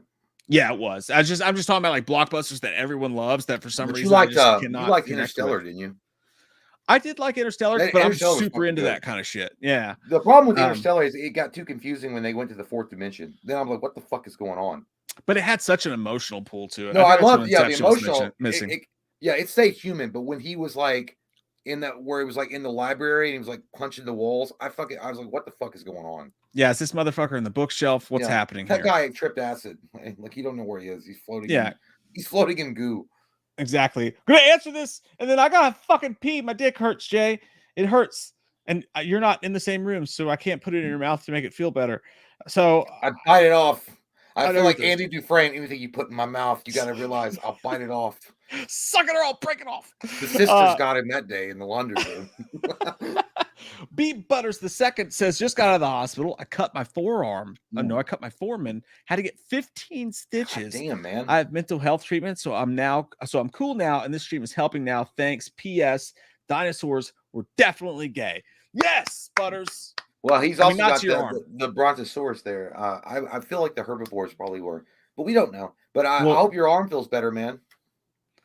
Yeah, that's crazy, dude. That's crazy. That's got to be. I've only had stitches once. It was my knee. I got like 8, but it fucking actually wasn't that bad. I didn't even know when the needle went in when they numbed it, and then I got the stitches. But damn, dude, 15. Holy shit! What the fuck did you do? You got to stop jacking off near rocks. Yeah. Sharp rocks will do it to you. Yeah, he was breaking into a convenience store and then cut his arm on the glass and then also had an urge to jerk it right there because there was a poster of Avril Lavigne on the wall, and he was just like, I'm doing it right now. And then that's what happened. And you got to rub one out when you got to rub one out. It's all right. 100%. And it was weird because when I said that, my dog just bumped my crotch. So I'd like to apologize to go rub the one ASPCA. Yes. And also, I will say this, my friend.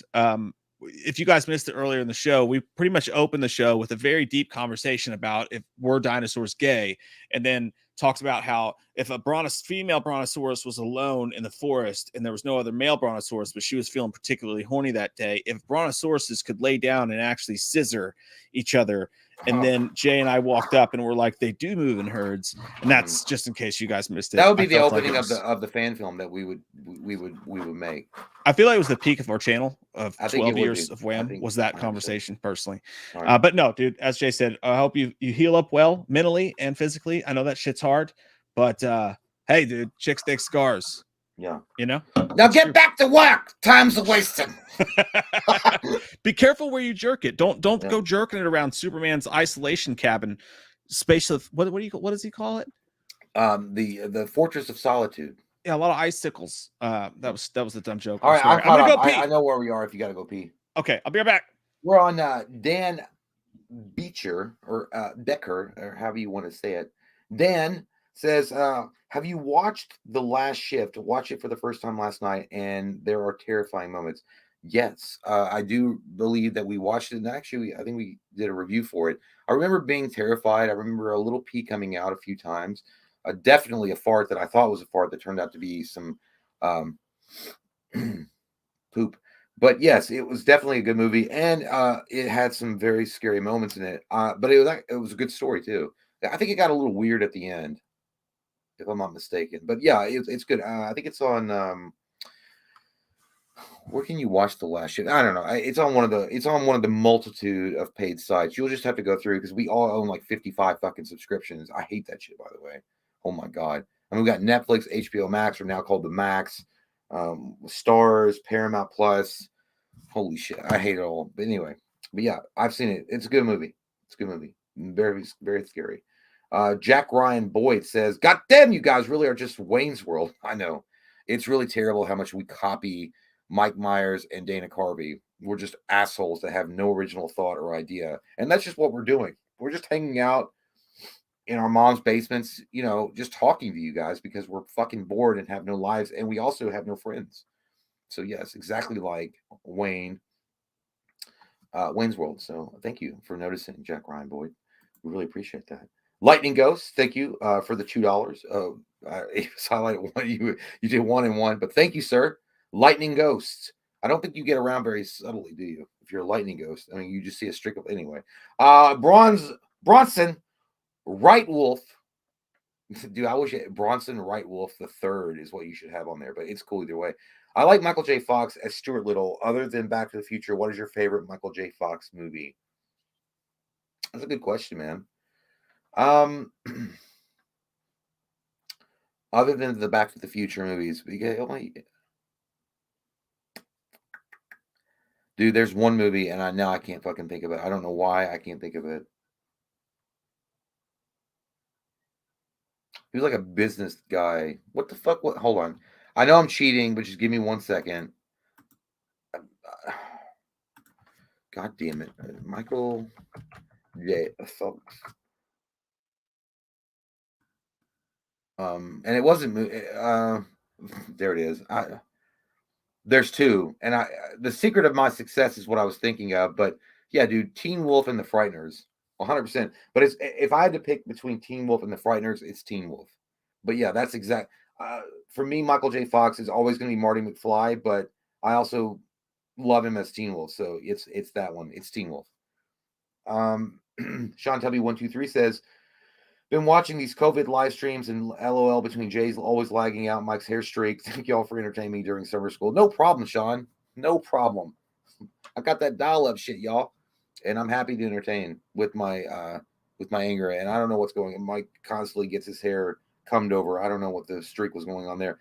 But Tanner Bowles says, "Hey guys, I just wanted to know y'all's fan. Wait. Hey guys, I just wanted to know y'all's fans of the movie Walk Hard and Robin Williams' Popeye movie. I don't remember Walk Hard. I do know John C. Reilly. It was a spoof of Walk the Line with Johnny Cash. But the Popeye movie,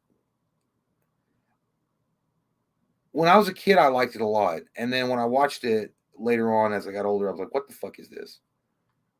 It still wasn't bad. I don't think it was as terrible as people made it out. I think that Robin Williams did an okay job as Popeye. And then Shelley Duvall did a really good job as Olive Oil. I just feel like there was a lot of expectation with the movie. I don't know. That just didn't live up to the hype. But I feel like Popeye with Robin Williams, I feel like he was a good Popeye. I don't think it's a solid movie, but I don't think it's a bad movie. I don't think it deserves the hate that it gets. Brandon Ferguson, sup guys? And that's right, Dr. Loomis. I just bought me an All-American 2023 Chevy Trailblazer. Now that's a true American right there.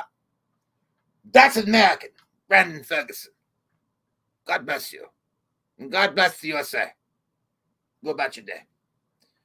No, I'm kidding. I just feel, I don't know why. I just feel like Loomis would be just like a crotchety old bastard that would be like that. But anyhow, can my mouse fucking work? Oh my God. Now I got it. Okay.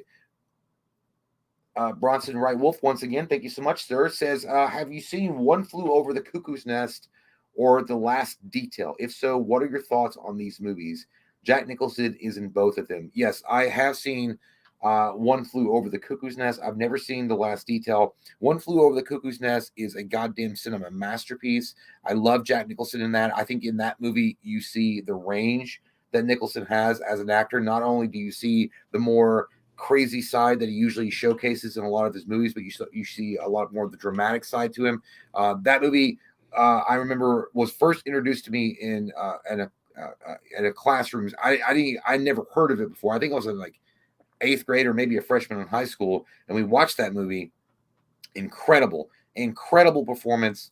It definitely deserves all the accolades, and it definitely deserved all the attention. And I'm glad that Jack Nicholson was given the recognition that he so totally deserved. But also, let's not forget about Chief. It only worked because Chief was in that movie as well, and they were able to bounce off each other.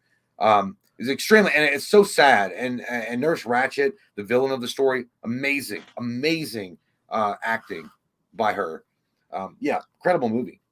Dude, I'm weirdly attracted to Nurse Ratched. Is that strange? No, dude, I am too. I thought she was hot as fuck. I was Yeah, like, you can like shoot me up with truth serum and let me suck on them boobies. Yeah, I mean, let me answer your question. I like a real clinical hand job from Nurse Ratched, please. But there was something about that, the idea that I like Jack Nicholson's character in that, because he goes in kind of a selfish asshole, and then he kind of starts caring about all the other people in the asylum, and then he makes friends with Chief, and Chief doesn't talk, and then Chief does, and then that whole sad ass ending that happens. It's a very dramatic ending, dude. It's an incredible performance. It's just a great movie, and I think a lot of the younger generation that's growing up watching movies don't even know about it, which is insane. Sure. That's an awesome movie, dude. It's a great movie about a rebel. But you know what the great thing is? It sucks you in. Like, you don't even think you're going to get sucked in when you watch it. But then he goes to court, and then he fakes this thing, and then the lobotomy. Dude, there's so many. It's incredible. And I feel like the Zoomers, I guess, the next generation. Zoomers. No, I know, but there's also called Zoomers now. Was that which the are new like one? Yeah, the new ones are like people that are born, I don't know, after 2000. I don't know. Coming soon to DVD. Like, they're all about like, hey, I want to get off. Where's the fucking picture? I want to see it right now. Now. They don't want to wait for anything. Oh, yeah. So, but yeah, it sucks, man. I hope that they get to watch it, because that's actually incredible filmmaking. Yeah, I do. Jack Nicholson would have been a great Joker. It's a shame that never played out. Yeah, I'm glad we got Marlon Wayans. Oh no, Marlon Wayans was going to be Robin. Marlon Wayans was going to be Robin. I don't remember who they. William Dafoe would have fucking rocked that shit. He would have. I've never seen The Last Detail, so I'll definitely go One Flew Over the Cuckoo's Nest, and I adhere and agree with everything Jay said about that. I got to go pee now. Thank you guys for your time. Be back soon. Enjoy pee time. And as we usually do when Jay goes pee, I want us all to close our eyes just for a moment. Sim Salabim. And think. Just imagine you're in the bathroom. Jay's walking in the bathroom right now. He probably just opened the door. He just unzipped his pants. Now he's holding his gigantic wiener in his hands right now. And the flow is coming out as we speak. Let us all be one with Jay in his exertion of his bodily fluids. Oh, I don't know about you guys, but I just went from 6 to midnight. Bronson Wright. Oh, we just read that. Sorry. My boner has me unawares. Austin, what's up, dude? He says, isn't it weird yet also great they decided to make Friday Part 5 a comedy? It's so quotable. That is the thing about Friday 5, is that it is fun. It's got the perfect setup. You know, you got Philip Rivers with the fucking axe there, the chocolate bar guy. I love Reggie the Reckless. You know, you scared of spiders? You scared of rubber spiders? You scared of rubber spiders on strings? And then obviously the dude on the toilet, like what was it? Ooh, baby. Some great laughs in that movie, some great comedy. I think everything else around it kind of blew. The movie wasn't great, but like, you're right. Amazing comedy and totally quotable. Andrew Graciosa says, well, I hope you guys are well. What's your hype level for Insidious The Red Door? Super high. You know, the trailer's like, there's nothing in the trailer that was like, oh, fuck, this is going to be different. But the fact that Patrick Wilson is directing, it's really cool. I love that idea. Insidious is one of my favorite franchises. just because I love that first movie so much. I think there's the first movie and then everything else starts like here, but none of them are actually that bad. So I'm looking forward to seeing it for sure, man. Really hyped. Hype level about a 7 out of 10. Just because I didn't see anything that seems like it's going to be crazy. It could go either way, but I hope it blows our dicks off. I really do. Andrew Graciosa also says, Knock at the Cabin made me want to finally binge all M. Night's movies. What are your guys' favorites from his filmography? Well, I'll say this as well, but I'm a huge M. Night guy. Like, I think that anybody who goes out and swings for the fences and has their own vibe, their own trademark, it's like Rob Zombie, but he actually has several really good movies. More good movies. But like, I love a director with their own trademarks that has their own seasoning that when you're watching it, this is an M. Night film. And I think that M. Night does that amazingly. My favorites would definitely be Signs is definitely number one. I love me some Signs. It's Signs and then everything else below that. Signs and then probably Unbreakable. I like Unbreakable better than The Sixth Sense, for sure. The Visit's surprisingly, shockingly good. The first half of The Village is amazing. I'm trying to think of anything amazing that he's done that I've missed. I'm sure I have, but I get a kick out of watching The Happening. When Mark Wahlberg's like, we gotta run the wind. These plants are taking us over. I think there's some good stuff in that movie. John Leguizamo is great in that movie. I know everybody hates that thing, but I actually get a kick out of watching it for sure. But yeah, watch them all, dude. Watch them all. Maybe not. I'd say if you're going to skip any, I would say you could easily skip the Lady Beyond the Water Hole or whatever that was called. That was not great. Obviously, last Avatar, never saw that one. Glass, going back and watching it was pretty disappointing. Like it was cool that they brought Unbreakable back into the fold, but the way they had him die, and you haven't seen it yet, so I won't say anything else. But like that was disappointing. But yeah, dude, I love his movies. I thought Cabin in the Woods was pretty solid, pretty damn solid. Mark and Jackson says, if Dr. Loomis could only pick to watch one franchise, I'll wait for Jay for that, and I'll also ask him his Night Shyamalan picks for show. I will do that. I will do that for you. Mikey Weiss, what's up, dude? I feel like I haven't seen your name in a while. It's good to see you, man. I'm going to put you right back in the spank bank after this. What's up, fellas? Hope you're doing well. Mike, I'm about to make your egg white jalapeno protein concoctions, but I really want some donuts. Yeah, dude, donuts are one of those things that they have not made a healthy one. They have those fucking like keto donuts for only $97.95 for 7 donuts. Like nobody can afford that shit. But on my Instagram, I did just post for the first time forever. Dude, I'm telling you guys, if you're trying to cut some pounds, it's the best fucking thing you could do. They're so good, they're so filling, and they're so low cal. You just fucking spray a muffin pan full of shit, put some egg whites and whatever vegetables you want in that bitch, some cheese. Goddamn delicious. But that's what he's referencing there. They're so good. They're so good. But yeah, it's good to see you, Mikey. It's really good to see you, man. Stay tuned for how to be. I have a whole diet for like, if I didn't drink so many calories and alcohol, I could probably be in good shape. I have that diet for you. So if you don't drink, I have the diet for fucking you. Michael Parton says, what scares me is if the movie's a hit, James Gunn may keep Ezra not only for the sequel, but for his DCU instead of a new sexy movie, instead of a new sexy, more in shape recast, more in emotional shape, for sure. I read on Twitter today, mid-jack, I turned on Twitter and I saw that there's a rumor that The Flash will have a sequel if it reaches 700 million in theaters. And the consensus from Twitter was no fucking way. They just made that number an arbitrary number because they knew there's no chance it's going to reach that, so they don't have to do a sequel. So I think it's pretty safe. It seems pretty safe. We won't have to see Ezra in that role again after this. Yeah, I think it's a bad look for them overall. I think that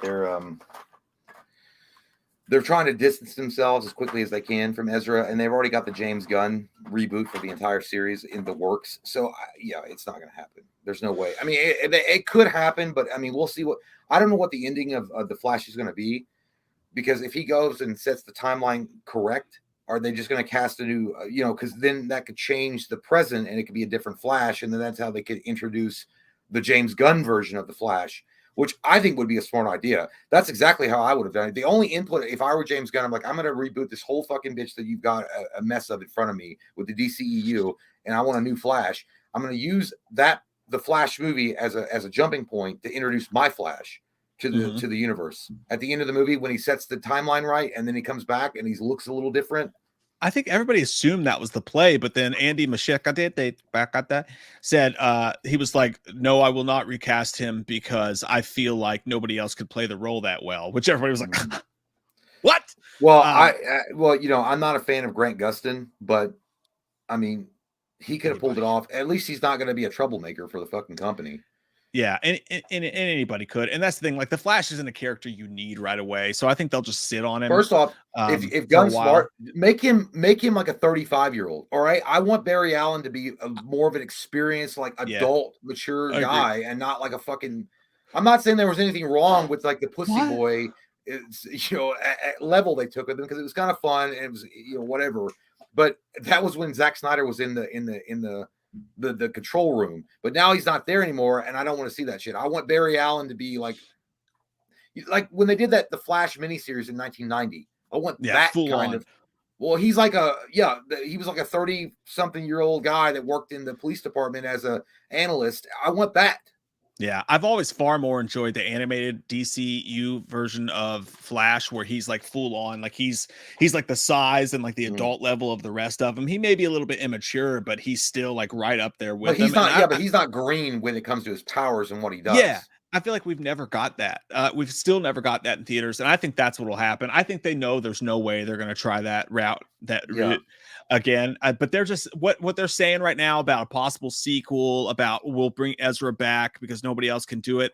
All of that shit is literally just hyperbole to sell this movie. They know how much they spent. They know how many years they spent. They're going to say whatever they have to do to get asses in the seats for that movie. I will bet right now, I won't do like what some did with like the Snyder Cut and be like, "You idiot fucking dirty butt crack basement fans. There's no way there's a Snyder Cut." I'm not saying that. I'm just saying if put a gun to my head, no way in fuck do I believe you'll ever see Ezra in a Flash outfit after this movie. Sure. It's too much of a PR disaster. Like they don't want to have that baggage any longer. And by the way, and he's not that great. Well, I think Ezra Miller is a great actor. I just think he's fucking insane. Like this motherfucker is the next Charles Manson. I don't know, but there's something about the way that they even portrayed him in the Snyder Cut. It was, or not the Snyder Cut, but just the overall DCEU up to and before James Gunn took it over. It was more like Wally West, where Wally West was like the young, inexperienced crime fighter that has access to the Speed Force, and then Barry Allen was the tutor. So Ezra Miller, the character of the Flash, was more Wally West. But anyhow, they need to have him more of a middle age. I think they should just do that. Barry Allen has already been doing it for a while, and then he has to join the superhero team. And you can still keep him like clucky and smart assy, but a little bit more mature and not like a pussy. I just push people and run away.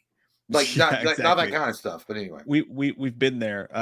We played that game. You lost. Mark and Jackson asked, by the way, while you were gone, if Dr. Loomis could pick to watch one franchise for the rest of your life, which are you picking? Nightmare, Halloween, or Hellraiser? How about retirement on VHS? None of that sounds interesting or appealing to me, Mark and Jackson. Nightmare on Elm Street is about a goddamn R. Kelly asshole with finger gloves that goes around killing kids because he wanted to do them and got mad that the parents caught him.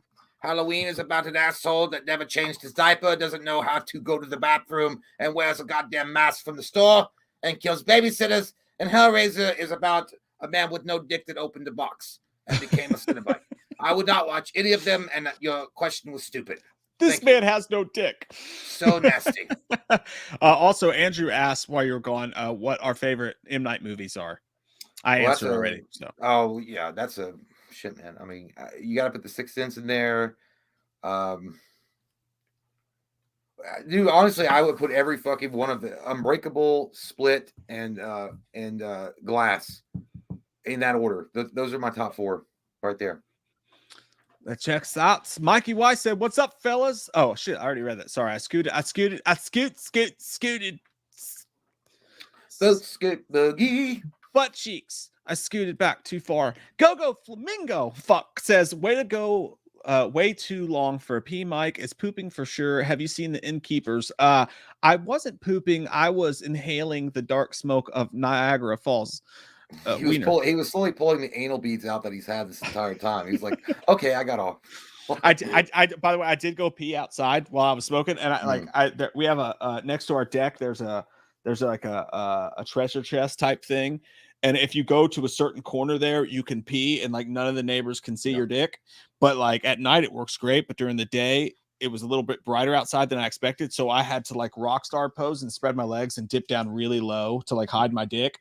So I definitely peed a little bit on my ankle. It's more of a I think that's more of a southern thing. I pee outside too, and like if you're maybe so from good. the north, you don't get it. Like, why don't you just go to the toilet? Like, well, there's something about being a part of nature that you just want to pee outside. Yeah, I don't know. I want to be you feel the wind on your face, the sky above you, God's creation around you, and you just want to pee and be a part of that. Okay. Yeah, these fucking the grass looks like me. It's a part of my fucking DNA. Anyway, the Innkeepers, Jay and I reviewed that like the first year of our channel, and fucking I hated that movie.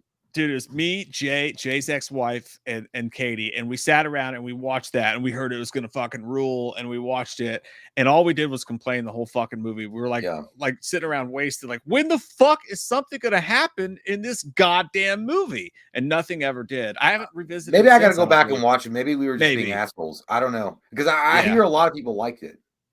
Yeah, and Ty West has his own vibe, and I think that was early in Ty West's career, so maybe we were expecting something scary based on the hyperbole around it, but like, is it hyperbole or hyperbole? Hyperbole is what I don't know how you're trying to use it in a sentence. I've been saying that for a long time. I feel like I'm judging a spelling content. Use it in a sentence. I only went to college for 6 weeks. I would say maybe it's time to go back and revisit it. I don't know. I mean, but the cover alone looked like it was going to be like a super horrific, like, mindfuck kind of movie with that weird ass ghost thing, and then it wasn't. It was just kind of boring. I just remember nothing fucking happening, at all in that movie. Tanner Bowles, who has a cool last name and a cool haircut. Again, this guy also looks like Mark Hoppus during the Untitled record years. Says, would you guys like to see Joaquin Phoenix play Freddy Krueger? Oscar performance, I'd assume. Yes, dude. That would be an amazing casting choice for Freddy. I think it would. But I think we've talked about, who I don't think you're ever going to get Joaquin to do something like that, because again, you'd have to get a Freddy Krueger that's willing to do it multiple times, and I don't think Joaquin is into that.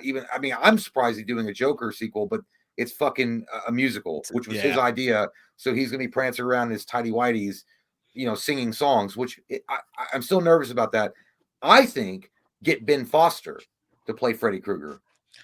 I don't see that. He's too tiny. So was what's his name that played him in the remake, but I feel like it was a terrible director. He was Jackie or Haley. Yeah, but I feel like Freddy Krueger would be that tiny, like unassuming, like nobody looked at you twice type of predator. That's how these fuckers operate anyway. You would never look at him twice. Where is Ben Foster? I haven't seen that dude in a minute. I think he was. I thought he was into something recent, but I do. Ben Foster, by the way, amazing performance in 3:10 to Yuma as the bad guy in that. God damn, dude. Yeah. And then he was in that other movie with Dennis Quaid, the space movie that was really good. I'm telling you, man. Like, I think my number one pick is Michael Shannon. God, that would be fucked up.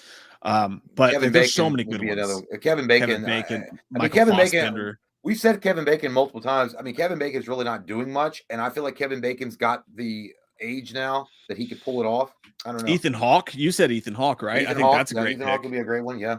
There's so many good people. And that's why when people are like, nobody can play but Robert Englund, I'm like, come on, man. Like, come on. Like, give me a break. You just gotta find the actor that's willing to put out the amount of time it would take to really develop that character. Yeah, and do the makeup. You can't. Because by the way, while the remake of Freddy Krueger sucked, Jackie R. Haley is a good actor, and I feel like if he'd had a better script and a better director, I think that movie would have been fine. And if they got a sequel to it, he could have built up on it. But unfortunately, he just had a bad script and a bad director. I mean, that was what 100%. Happened. Yeah. So Dan Murphy says, just realized the same guy that directed Halloween 2 also did Resurrection. I know, it's crazy, right? Fuck, what's his name? It's on the tip of my dick. Terrence Whitaker. The second. But he did, the same guy that did Halloween 2 did Resurrection as well. What a drop off there. Yeah. Also directed Bad Boys with Sean Penn, the Sean Penn Bad Boys. Highly recommended, kind of like an 80s version of The Warriors. Come out to play. Well, I think what happened was, if you look at Halloween 2, and it was so, Halloween 2, I feel like when it came out, I don't, and I remember watching when I was a kid. I never was blown away by it. Rick And when I got, Rosenthal, by the way. yeah, well, but yeah, when I got older, I appreciated it for what it was, and it was a great story. And they did a good job with it. But I feel like what happened was, if you look at something like Resurrection was, I need to get paid, bitch. I got fucking parking tickets. I got owed child support. I'm gonna like flush this one out real quick. It looked like a paid for job. So I feel like that's what happened. I mean, and you could tell, for me anyway, with Resurrection, nobody gave a fuck about that story. Like, it was barely, like, it was written in like probably a half hour at Applebee's over a fucking bar table. Hey, that's where J.K. Rowling wrote Harry Potter. No, she wrote in a coffee shop. Oh, that's right. Yeah, I'll put on a napkin. But she was like writing it for years. But I'm saying, like, like, he got around a bar table at Applebee's. He's like, God damn, dude, I need to get paid. We gotta pound out a script. I'm like, all right, I got an idea. Hey, bartenders, what do you think? And she was throwing in ideas. Hey, why don't you get Busta Rhymes to kung fu Michael in the face? That sounds great. Let's do that one. I think Rick Rosenthal did a good job with Halloween 2, and this is not a knock on him at all, but it appears that he is one of those directors that, like, you come into what you come into and you work with what you got. He came into Halloween 2 using a John Carpenter written script. Granted, it was written over a 6-pack in like a couple of nights or whatever. I think so. John Carpenter is like one of the laziest fuckers ever. Like, and we'll talk about he's one of the greatest directors of all time, but you know, that is, if he's not into it, fuck you. Have a ice cream sundae, suck my dick. I don't care. But he walked into Resurrection, into a movie that the studio strong-armed him and was like, we want something hip, we want something cool, and the test screen audience, because we literally test screened a Busta Rhymes concert, said they want more Busta Rhymes. I don't know if anybody could have made that movie good with a sober brain. No one ever said that. But but also, you know, to be fair with this director, he really got kind of fucked in both instances. I mean, in Halloween 2, he was coming on the heels of John Carpenter, and that movie was a mega success. Everybody loved it. They were talking about it. And then H2O was a fan favorite, and everybody was talking about it and loved it for the most part. And then he has to come in both times and like follow up those particular movies. That was going to be hard as fuck. Holy shit! See? Now that sounds like a Rob Zombie concert right there. We're listening to murder. Mike is running a dog fighting ring, and one of them got out of control. Tranquilizers will be needed. Come here. You all right? Anyway, this is awkward. Nothing happened. Anyway, I was just saying that Rick Rosenthal, while a great director in his own right, in some instances, I don't feel like he was given a fair... Well, no, I can't say that. Halloween 2, coming on the heels of John Carpenter, the guy that directed Nightmare 2, he did a great job. He made it his own story. And Nightmare 2, in my opinion, is... it's right up there with Nightmare 1. It's a different take on Freddy, and there's a lot of things that I'm not particularly fond of. I don't like the fingernail Freddy at all. You know, even though it makes sense for the story of the possessed thing, but he did his own thing. So I think Rick Rosenthal. Anyway, I'm acting awkward because I don't know what to do. Apparently, a dog died, or nearly did.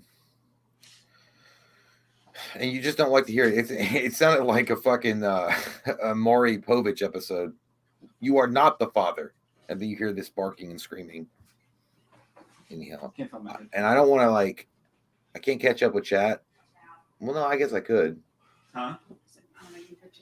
There we go. I'll just catch up with chat. I'll see what you guys are saying. Holy shit, I'm so fucking far behind. Oh, it's Oreo's nose. This is like, all right. Mike's new name is Mike Vick. Holy shit. Talk to us, Jay. Actually, I am talking to you guys. It's okay. Hey, somebody said your new name is Mike Vick. That's fucked up, dude. Mike was running a fucking circus in the back of his yard. Up. He got caught on camera. Sorry, everybody. My wife got a hold of my phone and was looking at my Instagram DMs. Oh, God damn, you're thirsty. No, my the dog's got in a fight over a bone, which that's like the third. That's only the third time that's happened since we've had that. I know. I was awkwardly trying to continue talking about. I was trying to cover you, and then I was like, I just have to admit, I don't know what to say because it sounded like fucking murder. Murder, death, kill. Murder, death, kill. It was scary. Well, I couldn't get to them because they were behind the movie chairs, and they got in a fight over a bone, so I couldn't reach over either of them. So I kept like putting my hand in, like just waiting to be bit. But they're good. You wish you could be like Giga Chad and just like look at them. Stop. You normally the dad voice like works. A huge shin. Stop. I think honestly, I was too conscious of like the live stream going on, so I was afraid to use dad voice. Like dad voice usually stops it. Fuck like, that. I'd be like, God damn it, you fucking stop, you piece of shit. You just hear dogs crying in the background. You see the whisk and then all of a sudden you're going to be on an article. Grace Randolph is going to write it. The person that roasts me is actually a dog abuser. Proof, yeah. Oh God, yeah. No, that was scary. They good? Yeah, they're both bleeding. Yeah, there's a little bit of blood. That was a gnarly one. Holy shit, damn, dude. Eventually, they just stood like an inch from each other's face, going ah. Yeah, it was like me and you when we've had like a 12 So pack. it sounded like Jean-Claude Van Damme versus Chung Li at the end of Bloodsport. They're good though. Yeah, they get along fine, but that's like the third time they fight, and when they fight. You know, it's a big ass. Thor's what is he? A golden retriever mix. Golden. Fuck, what's Thor? Golden Doodle. Goddamn. Fuck, I can't think of the name of it. And then obviously a pit. So yeah. Anyway, sorry about that, guy. Sorry about that. Like it's like Daddy just hit mom at the dinner dangerous table. Animals over there. What the fuck is going on? That spit, no expense. It's a T-Rex. Oh shit. See what your question did, Dan Murphy? It upset the dogs. God damn you. Do you want to just do the Patreon review and then get back to the super chats? Yes. We will do that. We'll jump right back in the super chats in a moment. So our buddy, we have a tier on our Patreon where you can request a review or dog fight. If you find two dogs that you'd like to see fight, Michael, film it next time. It'll be on the dark web, but you can totally watch it. Kevin Ziegler, our buddy Kevin Ziegler, requested an all-time John Carpenter classic, Escape from New York, a movie we've never reviewed on the channel, and I've only seen twice, and last night was the second time. Yeah, man. It's an incredible movie. Snake fucking Plissken, played by Kurt Russell. This was only the beginning of his illustrious career, and also he had he's made 5 movies with Carpenter. So he's pretty much the equivalent of a Tim Burton, Johnny Depp collab. John Carpenter loves Kurt Russell, and I can see why. Kurt Russell is a handsome fucking guy, rocking that long hair with that eye patch. Call me Snake. It's just too fucking good to pass up on. He looks good as shit. The story is pretty basic. The president, played by the great Donald Pleasance, goes missing over in New York in 1997 because Manhattan Island or New York has become a maximum security prison. They built big giant walls around it. Donald Trump was not involved, as far as I know. They built giant walls around it, and if you go in, you never get out. Like, that's the facts. And so what happens is that Donald Pleasance gets shot. The character president, the Air Force Ones get shot down over New York. They send a team in to rescue him. It doesn't work out. They get Snake Plissken, who's like a war hero, but he's also like an outlaw now.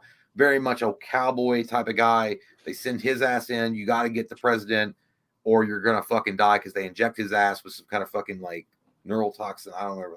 It was like something that'll explode his fucking brain, his arteries. Tom Atkins is in this. Also, the chick from the Fog is in this. Adrian Her Barbeau. boobs were on full display. Dude, wow. How in an underground how in a world that's been like blocked off for a prison is she walking around with just those puppies out constantly? Because Cabby tells Snake, he says she was a gift to Brain by the Duke. How do you get anything done? She was a hooker. How do you get anything done? Those things just walk around like the day's gone. No, he's like, all right, well, I got to do something important today. I got to make gasoline. Suck on that shit. I'm ready to go. I don't know, but either way, done. Yeah, a lot of the cast is incredible. And by the way, this was written by John Carpenter and Nick Castle.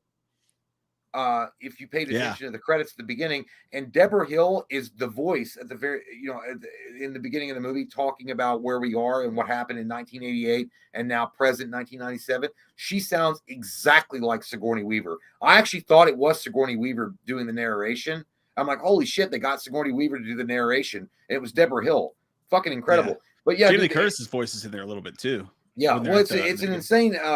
It's not a very. This is just like balls to the wall, Max Jack, Pimp Daddy 5000 action 80s movie, and I love it. And this is why I love John Carpenter, because John Carpenter, he can give you great scares, but he's able to mix scares with like awesome action. Like he gets action. I feel like he gets action and horror equally the same. And he gives the world Snake Plissken, which is like the anti-hero before the Punisher, right? Like that's what he is. He was Green Beret, Purple Hearts, and he's like, no, fuck the government, fuck the America. It's not what it was. Who's anymore. president?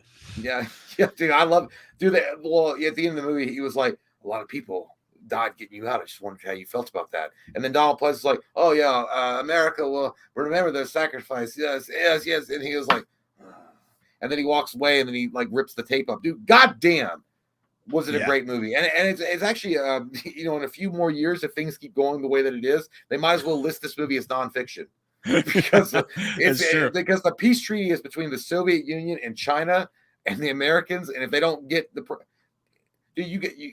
this movie is fucking incredibly good, so good, and the soundtrack's fucking awesome.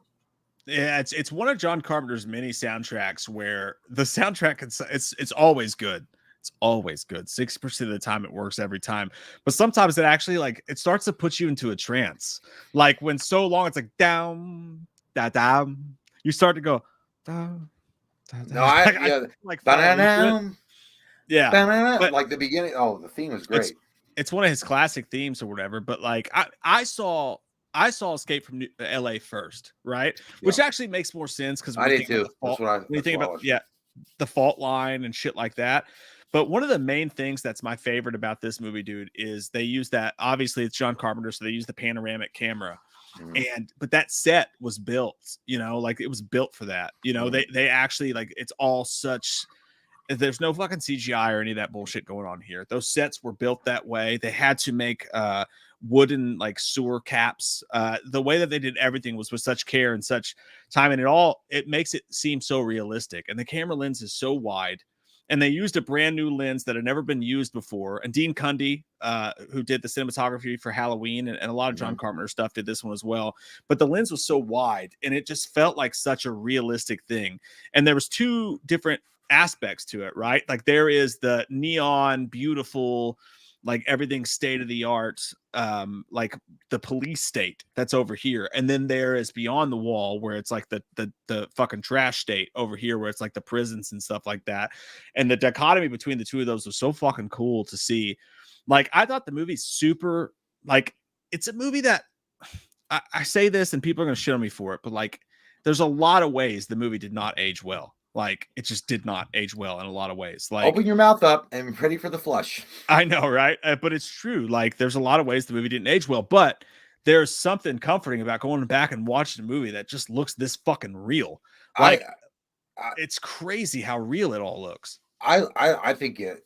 I don't know, man. I think the story aged really well. The story's fucking awesome. The CG and the special effects might not have, because it was made in 1981. I don't know what their budget was. I'm sure it wasn't great. But at the same time, I think what was intriguing to me was the fact that, again, he was a cool ass anti-hero. It was pure action. It was like Rambo going into this post-apocalyptic New York, having to save the president, but he's got more of an attitude than Rambo. He's not all the stars and stripes. He's more like, you fucked me over like America did, and I'm only doing this because I have to now. And there's a lot of intrigue going on between the fact that he's like, I wanted there, because you when you watch the movie, Kurt Russell or Snake, you feel like he wants to do the right thing. Like there's even points in the movie where he's like, when the girl's like, basically, I'll blow you if you'll take me out on your glider. He starts to. He's like, and he's like, yeah, but then at the end of the movie, when Maggie, and he's like, Maggie, let's go. Like he actually gave a shit, and he even pulls Cabby back when Cabby dies on the bridge. and you can see like he kind of cares, but he's like, let's go. And then she's like, give me the gun. And he like gives her the gun and he kind of gives that smirk. He's like, yeah, you know, if you're going to go out, go out. There's something about that character that just fucking works in a way that, dude, I feel like Snake Plissken is as timeless as Michael Myers. In my opinion, it's one of John Carpenter's best, one of his best creations. Michael Myers is number one, but then if you Snake Plissken, dude, I was thinking when I was watching the movie, I was like, can you imagine if they made a game out of this? An open world game where you played Snake Plissken and you went into like New York or LA and you could have like karma choices. If you did the right thing, you know, you'd be like a good guy, or you could do evil thing. Dude, there's so many like he's a superhero, dude. Like, I mean, to me, it's like the first version of Punisher, period. Now there's the only caveat to that is the end where he decides ultimately to pretty much leave the world in fucking ruins when he decides to give them the wrong tape or whatever. He did in LA as well. He didn't like Loomis's answer, Donald Pleasance's answer to his question about people, which I understand. It was a very bureaucratic, full of shit. I'm only here for that's how they all are. Yeah. Political answer. But he did he did along the lines when it comes to personal interactions. He was a good guy at the end of the day, even though he pretended to not give a shit. But as far as the whole human race goes, he was fine to he was an anarchist. He was fine to let it all burn. So that's questionable how you deal with that. I feel like it's a classic movie in every fucking sense of the word, from the music to the cinematography, and there's so many fucking Halloween ties in, dude. From Atkins, right, to and he played such a perfect role for him. He's like, I'm just a guy trying to run shit here with my shirt tucked in. I thought he had a bigger role. He was just like a secondary guy. Like I thought he was the main guy. The main guy that sent Snake in was one of the main bad guys from The Good, the Bad, and the Ugly. So he already had that credentials. And he's great in the movie too. He's like, so you gonna kill me, Snake? He's like, call me Plissken. No, he's like, make up your fucking mind, you diva. He's like, I'm too tired.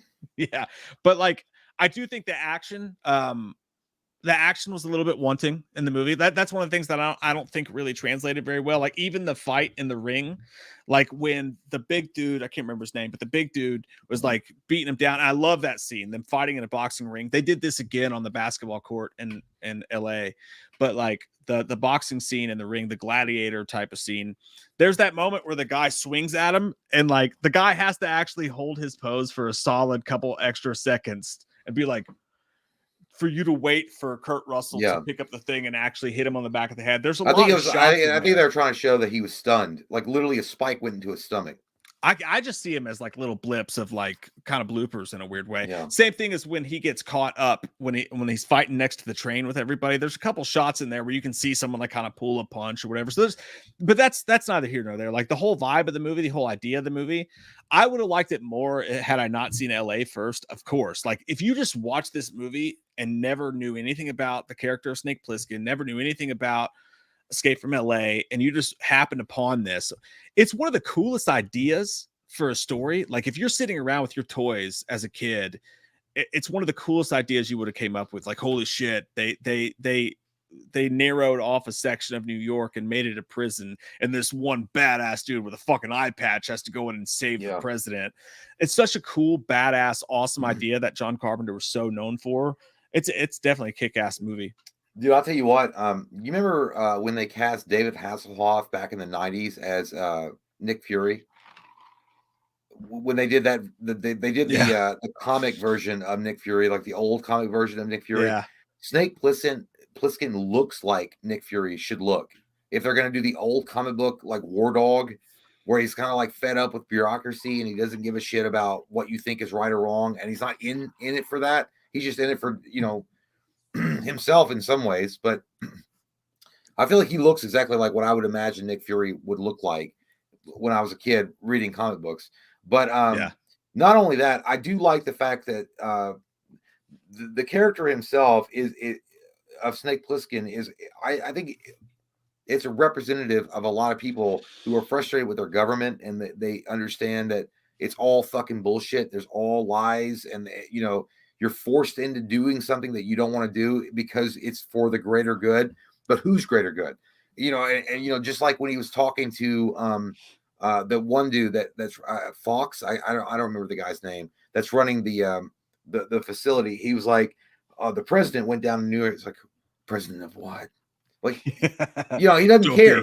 But he's Don't like, be yeah, humorous of me, Snake. but I feel like they did a better job of explaining his disillusion of America and what it once was in LA when he was talking in the interview in LA. He was talking about like, fuck you, I'm going to Hollywood, or it was a lot more more on the nose.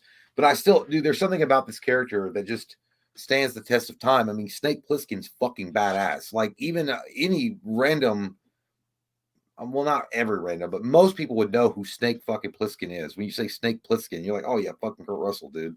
Yeah. Like, it's just, even if you want to put aside all the, by the way, this is very smart on John Carpenter. He said a political message in the film without being overly dramatic about it. Like, there is obvious political maneuvering in messaging, what he's trying to say in the film, but he's not being overtly obvious. But if you're going to look past that, you can just look at, you've got a great anti-hero, you've got a great character, you've got an awesome setting, you've got Donald fucking Pleasance, man, you got Kurt Russell. It's to me, it's a 10, dude. It will always be a 10. And not to mention the fact the fucking soundtrack is incredible. I love the soundtrack. Man. Yeah, score's fucking unreal. I wonder if he had any part in it, because I know he loves doing his own music stuff. I wonder if he John Carpenter did the score. Yeah. So there you go. I mean, it was fucking awesome. Like, yeah, it's 100%. Like the movie is like a guy that loves horror and loves action, and he wanted to combine like an apocalyptic scenery with his action hero. And I appreciate and love it. There's something about a John Carpenter movie around this time in his career that it was like, just the vibe of it is worth the price of admission alone. You know what I mean? Like, he could fuck up an action scene here or there, or a story point or whatever, and it didn't really matter, because like, you're there for the John Carpenter vibe, and this movie has it in spades. And it's such a cool, and I go once again back to the reference of like, when I was a kid and I had my action figures and my toys, I would make up stories, and I would like do these really cool, like, this is the badass and these are the bad guys, you know. This is a kid in his toy chest, deep in his fucking bag, and doing some really cool stuff. Forget, like 2 years later he did The Thing. Right. And then a few, I don't know, I think it was a year after this one. I don't remember. They Live, and he took a chance on Roddy Rowdy Piper, who was fucking awesome. And then, again, John, and then he did Big Trouble in Little China. Yes, in the 80s, man, John Carpenter was fucking king of those gritty action films with a little bit of a horror element. John Carpenter's vibes and his coolness was always better than his execution. But that being said, his coolness and the ideas that he had were so fucking badass that it really just like, you know, cleaned up all that shit. You didn't really care. It wasn't about a perfect fucking made movie with all sorts of really cool action scenes. It was just like, this movie's so fucking kick-ass, I don't really care. And that's kind of this movie for me. Like, if you go back and watch it, there's not a lot of great action scenes in this movie. There's only a handful of scenes that are really like, but the dialogue is great. Right. But it's such a cool character, and it's such a cool idea, and there's such cool music going throughout it, and the camera shots are so cool. Like, I don't know. It's so weird. The vibe of his movies at this time were so much more important than the actual execution of them, and this is a perfect example of that. Let me say what I also don't think that he did justice to Oscar Isaacs. No, I'm sorry, Isaac Hayes. Is that who it was? That's right. Isaac Hayes was the main bad guy in the film. I don't remember his name. Shaft. To be honest with you. I don't remember. I'm pretty sure it was Isaac Hayes. Hold on, let me look. I got it pulled up here. I don't want to get this wrong, but I feel like he could have had a bigger part. I feel like he was barely. Yeah, it was Isaac Hayes, the Duke. Yeah. It was Shaft. It's fucking Shaft, dude. I feel like he could have had a bigger part. I feel like it was rushed at the end, even though it was great. It was kind of cool, but I feel like he kind of seemed like not like inconsequential, even though he was the main baddie. You didn't really get to see the Duke until very much later in the film.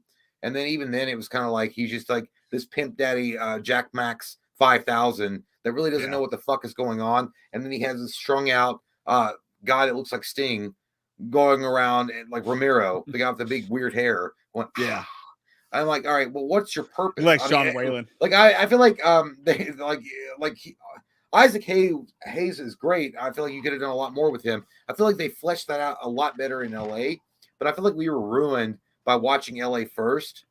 And that's exactly what happened. I remember watching LA first, and yeah, you're talking about bad CGI. It had bad fucking CGI in that movie. Ooh, yeah. God damn, it was bad. But it was for the time. But Bruce Campbell's in that. That was the first time you got the see Snake Plissken. It was fucking awesome. And then you go back and watch New York, and you're like, I can kind of see why Carpenter wanted to go back and do LA. I feel like LA is a soft reboot, in my opinion. I know it's a sequel because they do kind of mention New York. Well, they do mention New York. He's like, yeah, you're going to shoot that shit up like they did in New York, but I feel like LA was a soft reboot of the Escape franchise. I think Carpenter's laziness really showed up in LA. Like, that's not a dig against something. It's just true. You know what I'm saying? Like, I can't wait for him to send you a message in his smoky way. Like, what the fuck do you know? One of my favorite, one of my absolute top 5 favorite directors of all time. But dude, sometimes he's the kind of guy who shows up for work and goes, I don't give a fuck. My secretary pissed me off today. Make it a goddamn CGI submarine. Fuck this movie. But like, yeah, and that's kind of where, I mean, like where this movie falls for me is at 8.5 out of 10. Like, I think it's a classic movie. I think it was a fucking amazing story. Like, it's a 10 out of 10 story. There are 10 out of 10 characters. It's a 10 out of 10 idea, and the execution's about a 7. Like, like as beautiful and by the way, 10 out of 10 cinematography, 10 out of 10 acting, but just there are some points where it's like, man, you could have taken that moment right there, and it could have been glorious, and you just kind of like skidded by it. And but yeah, well, it's one of those few times if the movie was a little longer, it would make sense because you could give more development to the characters. But to be fair, like he came in under an hour and 40 minutes, and I kind of miss those days, man. I kind of miss action movies being about an hour and 39 minutes. Oh yeah, that's how I kind of miss that. So it is what it is, man. I think it's a 10. I think it's a great character. I think it's an introduction to an amazing character. And the legacy lives on, but but I would also give Escape from LA a high score because I fucking love that movie, despite the CGI submarine. It was terrible, but at least the plane looked good in New York. The glider looked good. That's true. That glider scene was great. There was little moments of just pure fucking cinematic goddamn gold in this fucking movie, including the glider scene. And just again, like when he's escaping and like that Loomis scene you were talking about, I was like, hey, what? What's up? When he gets pissed, like, Duke of New York. Hey, number one. Dude, there was also a part where he was talking about when the car was dead, when they're trying to leave the president. It's like, Kurt Russell, Snake gets out of the car. He's like, the car's dead. You can hear, if you listen closely, you can hear Donald Pleasence like, what? What? I also love when he finds him. He's like, stop shaking. He's like, I can't. Now, like when he was like, can you walk? He's like, I got them will. I got that one. That was great scene, dude. And again, this is a treat for Halloween fans because Adkins, Loomis, Adkins, Pleasance, the guy who played Brackett was in there for a second. The Fog. Yeah, she wasn't in Halloween. From God, but those are, I think that's the best cinema cleavage of all time. Have you ever seen better cinema cleavage than that? Never, cleavage? dude. I was staring at him the entire time. If I were Kurt Russell, I was like, she's got to like cover something up because I can't do my lines. How are we supposed to get anything done? I see those milk juggers right in fucking peripheral. But yeah, man, what a great cast! What a great cast!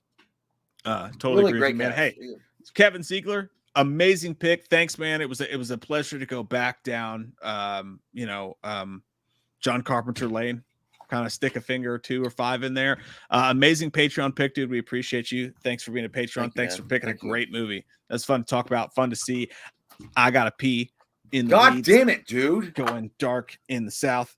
Gonna take a piss in your mouth. Oh my god, dude, you piece of shit. I have to go. You go ahead and go. Actually, I'm good. I can hold it. I'll catch us up to. Yeah, right. I'm good to go. Right. Go ahead. Right. Go ahead. Show the world your dick like you mean it. Take that drink down. Jay's empty room. Chair spinning. No one knows what'll happen next. I'm gay for a guy named Tex. Saranaxtoya says, what's up, Wham Fam? Got a promotion at work. First shift today. Went on lunch and bam, live stream. Checking in to say, Stu lives. Get it up, baby. Get it up. Shoulder me. Shoulder me. Hey, man. Congrats on the promotion. Congrats on your first day. That's exciting. First days at new jobs fucking suck. But first days after a promotion, kind of dope. So I hope you have an awesome day, dude. You earned it. We're all proud of you, man. We're all fucking proud of you. Tanner Bowles says, have you guys seen the celeb lineup for Scarefest this year? Insane.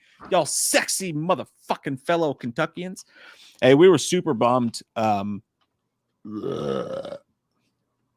Excuse me, Father. We were super bummed to not be able to go to FrankenCon as we'd hoped. But that just edged us. It edged us for Scarefest in October. And the lineup is insane. David Arquette, all sorts of people are going to be there. So, dude, cannot wait. We've got a booth. Should be right next to Scarefest Radio. If you guys come to Scarefest, come see us. Come say hello. Touch our dicks. Touch your dicks a little bit. Yeah. H looks Mike's the new name is Mike Vick. Hey, how are the dogs? Are the dogs okay? Are the dogs okay? Are we good? Everybody was bleeding quite a bit, but Yeah. everybody seems fine now. There was actual blood. There Like- was quite a bit of blood. There was blood, and the one dog was limp. Thor was limping. I was scared for a second there. Yeah, that was frightening. That's a really good joke, though. I'm not gonna lie to you. But the dogs are all okay. Dogs are all okay. Now that I've used them up for all the fighting they're worth, I'll probably sell one. Especially since we have a pit bull. Yeah, right. That's just sorry. Sometimes my two careers just like intertwine. My dog fighting pit. You know, I always thought it was going to be the chicken hens, the cocks, the cockfighting.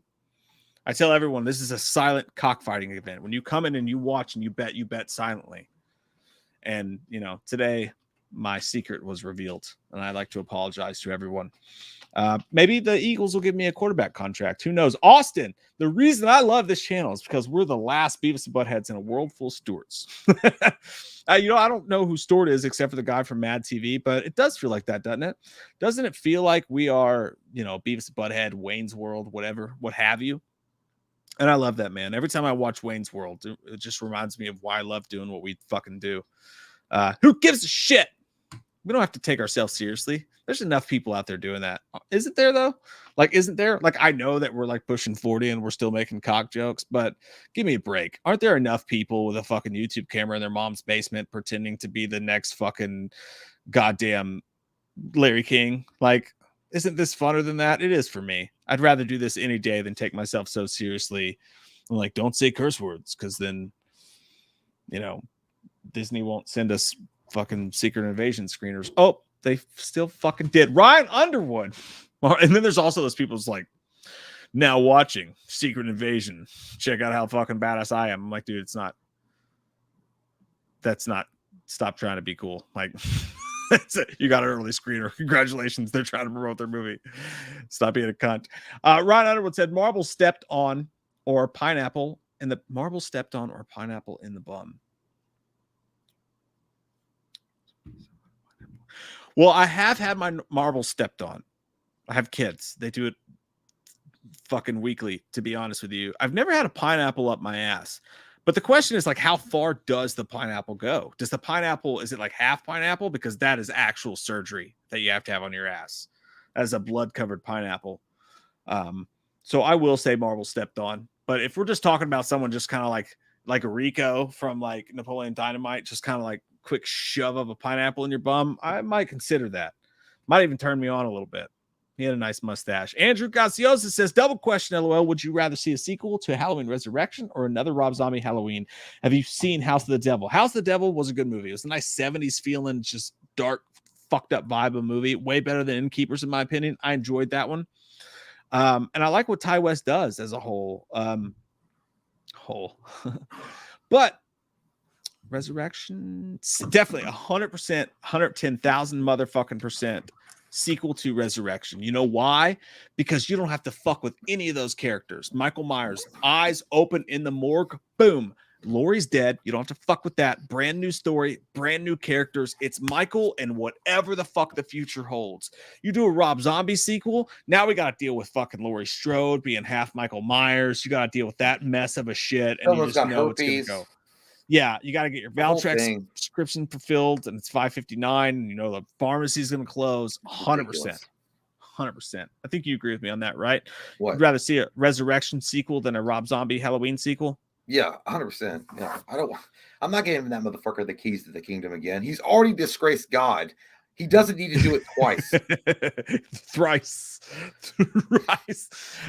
We're at 10 p.m. with Michael Parton.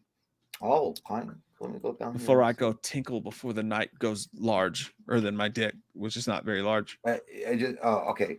Yeah.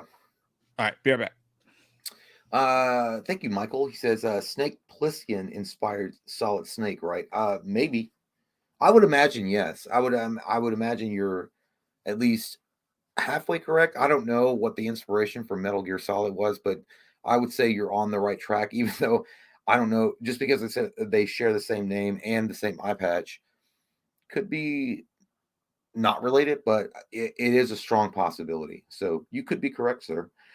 Dan Murphy says, John Carpenter, the GOAT.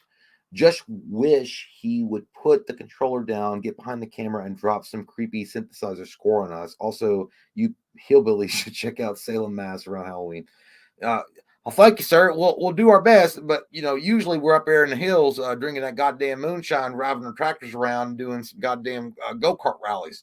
But we'll do our best. But as far as get behind the camera and drop some creepy synth, well, he did do the score for the new Halloween movies, I believe, with his grandson. So he is participating as far as scoring some movies. So yeah, I wish that John Carpenter would come back and do like a cool original horror movie. But I feel like he's put his time in and he's kind of done. But yeah, dude, I get what you're saying. Sinister Creation says Tango and Cash or Lethal Weapon. For me, dude, without a doubt and no question asked whatsoever, it's going to be Tango and Cash. Let me get this right. You're talking about Sly at his prime and Kurt Russell at his prime. I mean, yes, dude. It's Tango and Cash. Lethal Weapon's great. Danny Glover is awesome. Oh, and the chemistry between him and Mel Gibson is incredible. Mel Gibson is a national treasure of an actor, but there's something about Tango and Cash that just is perfect. The harmonious friendship relationship that Sly and Kurt Russell have is perfect. They seem like brothers, opposite ends of the spectrum as far as police work go. I mean, it's Tango and Cash all day, but Lethal Weapon's great. And I think we're good. Yeah, we're good. We're good. We're caught up now. Now it's just us. Action says, Jay, when was the last time you went to the casino? Fuck, man. It's probably been 10 years, maybe. Yeah, when I lost, I was like, this fucking game is rigged. When I lost my ass was the last time I went. I stopped going. I didn't want to get that Michael Jordan vibe going.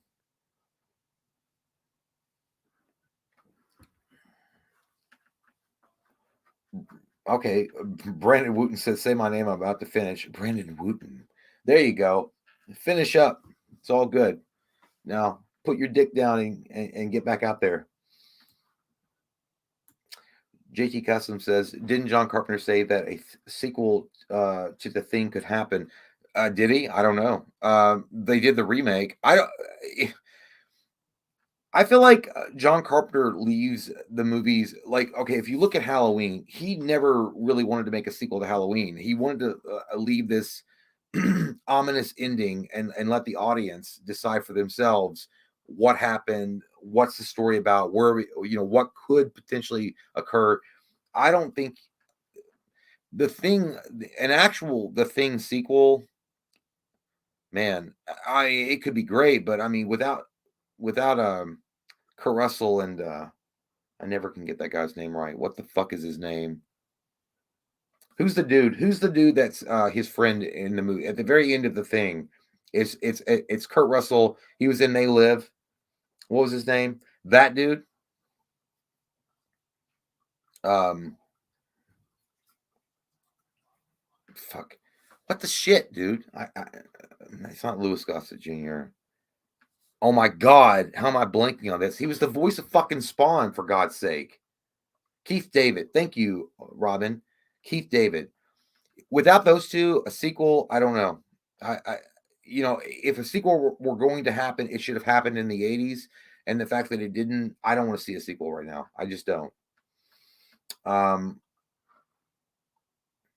Dan Murphy says crack or heroin, Jay. Well, if I had to choose, sir, I'm going to go with crack because I fucking hate needles. I'll smoke that shit. I'm not going to inject that shit. John Horseye, thank you so much. Says, hey, how's it going? Are you guys a fan of H.P. Lovecraft? What is your favorite Lovecraftian horror movie / inspired by Lovecraft?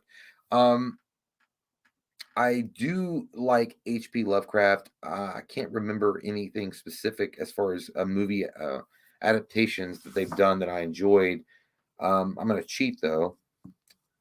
Let me look this up real quick. What the fuck? H.P. Lovecraft. I would do this on the computer, but I don't know if it causes the it to lag. So if you type in H.P. Lovecraft inspired films, what you get is stuff like In the Mouth of Madness, Reanimator, From Beyond, Dagon, which I've never seen, The Thing, The Call of Cthulhu. I knew the Cthulhu, The Mist, which is, yeah, I guess. That's a good question, man. I guess I would, out of what I just read, I would pick The Thing. Do you have a H.P. Lovecraftian film inspired favorite? That's what I was just looking up because there's so fucking many. There's so much shit that's inspired by that. It's insane. Fucking Annihilation, all that shit. I just picked The Thing. I mean, apparently, if you type in H.P. Lovecraftian inspired films, The Thing pops up. Oh yeah, there's a shit ton load, man. I'll just say Reanimator, just because I feel like that movie is as popular as it is. It feels like it's often forgotten. Every time I watch Reanimator, I'm like, God damn, this movie's a fucking classic. I'll say H.P. Lovecraft, or I'll say H.P. Lovecraft. I'll say Reanimator for sure. By the way, there was a question earlier. I don't remember who asked it, but it was Lethal Weapon or Tango and Cash. I picked Tango and Cash, obviously. As you know, Lethal Weapons often revolves in my top 5 favorite movies of all time. I just connect with that because it was when I was a young kid, it was like playing guns outside by myself in the lawn. I recreated Lethal Weapon so many times in my head. I adore that movie and I love it. I'll say Lethal Weapon, but there's not a wrong answer. There is not at all. Those are both fucking I said Tango and Cash just because it was Sly at his prime and it was Kurt Russell at his prime, and the chemistry, they were like brothers. Like, it just worked. I don't know. Yeah. Danny Glover and Mel Gibson were phenomenal, but like there was something about Tango and Cash, especially that one line was like, he thinks he's Rambo. It's like, Rambo is a pussy. Like he does like the meta thing. Broke my nose, my ribs, and my jaw. Yeah. He's like, you broke that jaw? I'd pick Lethal Weapon, but there's no wrong answer, man. Child of Corn said, just rewatch The Batman, and I'm claiming it's the best superhero movie. We won't get Deathstroke in this universe, but Talon in Court seems inevitable. I believe you. You mean the Court of Owls, but yes, Talon in Court. But yeah, I know what you're saying. Dude, I gotta agree with you. I think the Batman with Robert Pattinson, we've talked about that multiple times. We've gotten into arguments. We've cried. We've hugged. We've worked it out in an AA circle together. I feel like personally, Robert Pattinson and the director nailed the character. It was a true to life version of what I would think the Batman should be. It's a very dark, ominous, on the edge type of movie where you're actually exploring the origins of Batman, where he's more comfortable in the cape and cowl because that's how he is able to interact with the world versus being Bruce Wayne. Yeah, of course. I mean, Nolan's Batmans are incredible and they're great, but I always feel like even though they did give a chunk of that film over to Christian Bale's learning how to fight and doing his thing with Ra's al Ghul, which is great. It was awesome. Don't get me wrong, but what they did with Robert Pattinson's Batman, if Batman were to exist in our world, it feels like that would be like, it feels closer to reality in a way. I don't know. The only thing I didn't like about it was, and again, it's not the actor's fault at all. Andy Serkis as Alfred, I think it's a great idea. I think it really was a home run hit. I just feel like you need a sequel to build on that, because you get a little bit of it when Alfred gets hurt.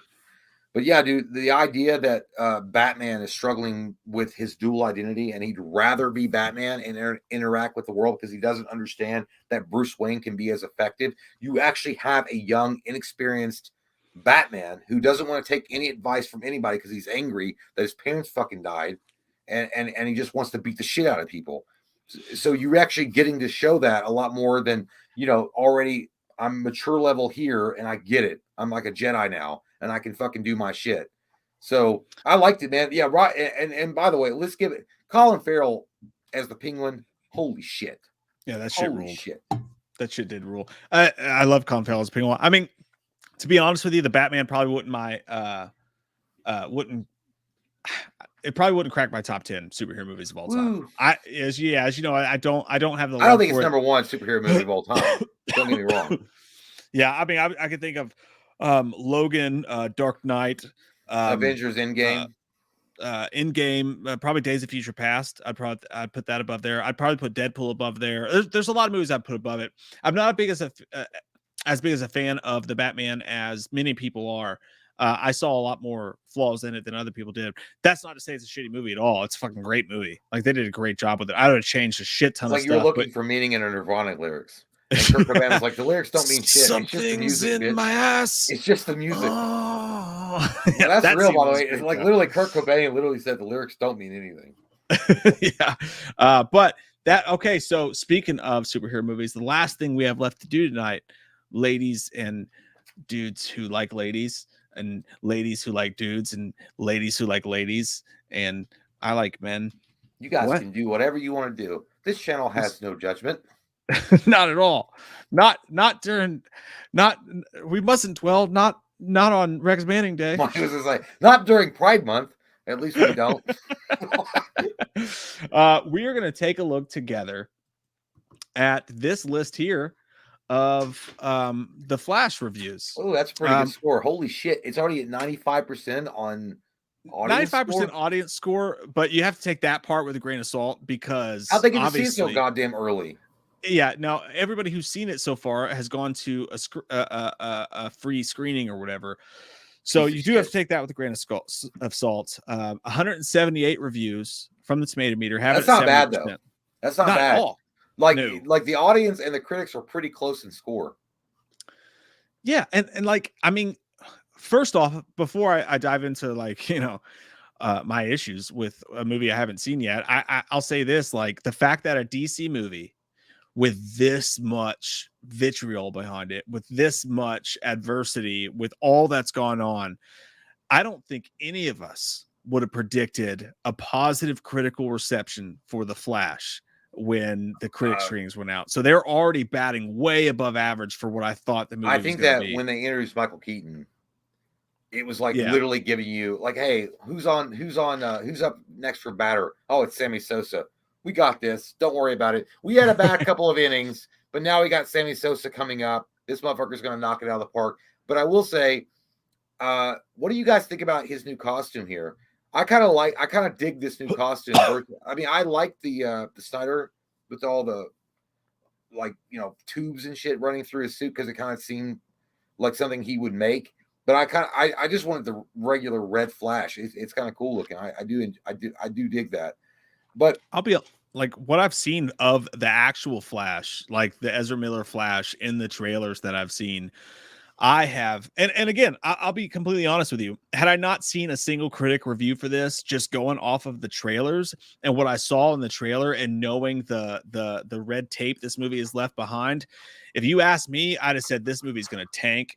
Everyone's going to hate it. It's going to be a CGI fucking disaster, and it's going to be one of the biggest disasters in film history. So already, I'm admitting I was wrong. Like, no matter what happens, if we go see the movie this week, and by the way, Monday night, not going to have a regular review for it. Just on Monday night, Jay and I are going to do a spoiler party for it, and we'll just do the review there together. Everybody knows everything, right? I mean, you're good. I should ask you first if you're good for Monday night before I say that, right? I just assumed. I'm going to be at an AA meeting. So, no. Yeah, I'm good. But Okay. no, well, here's the thing about it. I would say 85% to 90% of people are going to see it for Michael Keaton. Yes. It's going to be interesting to see if they expanded his role, because I feel like before the Ezra Miller drama happened, I feel like Ezra Miller was going to have a much larger part, and Michael Keaton's role would be more limited to, he would be in it, but more like a cameo, but with like a couple of scenes. But because of what happened, they were like, let's more focus on Michael Keaton and maybe shoot some shit with Michael Keaton in it, and kind of get it away from that. Kind of like what they did, and they did him dirty, Henry Cavill and BVS. Originally, it was just going to be Superman 2, Man of Steel 2, and then they were going to add Batman into it, but it was doing, Ben Affleck was so incredible. They're like, we need to have Ben Affleck's part expanded, and then it became BVS. But that wasn't because of an embarrassment. That was just like, that people might think this is cool.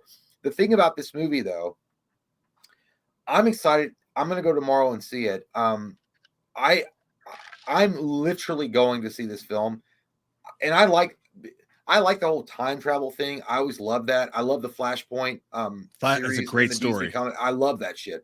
If you have all this power as the Flash, right, you could literally run back in time, and your mom had died, and now you have the power to stop her from dying. Why would you not do that? Like, of course, it's a moral conundrum. Would you do it, even though it could have disastrous consequences on the present, or would you not do it and be the true hero that people think that you should be? But we're all human, and you're going to, of course, go back and save your mother. So the morality thing, I love that.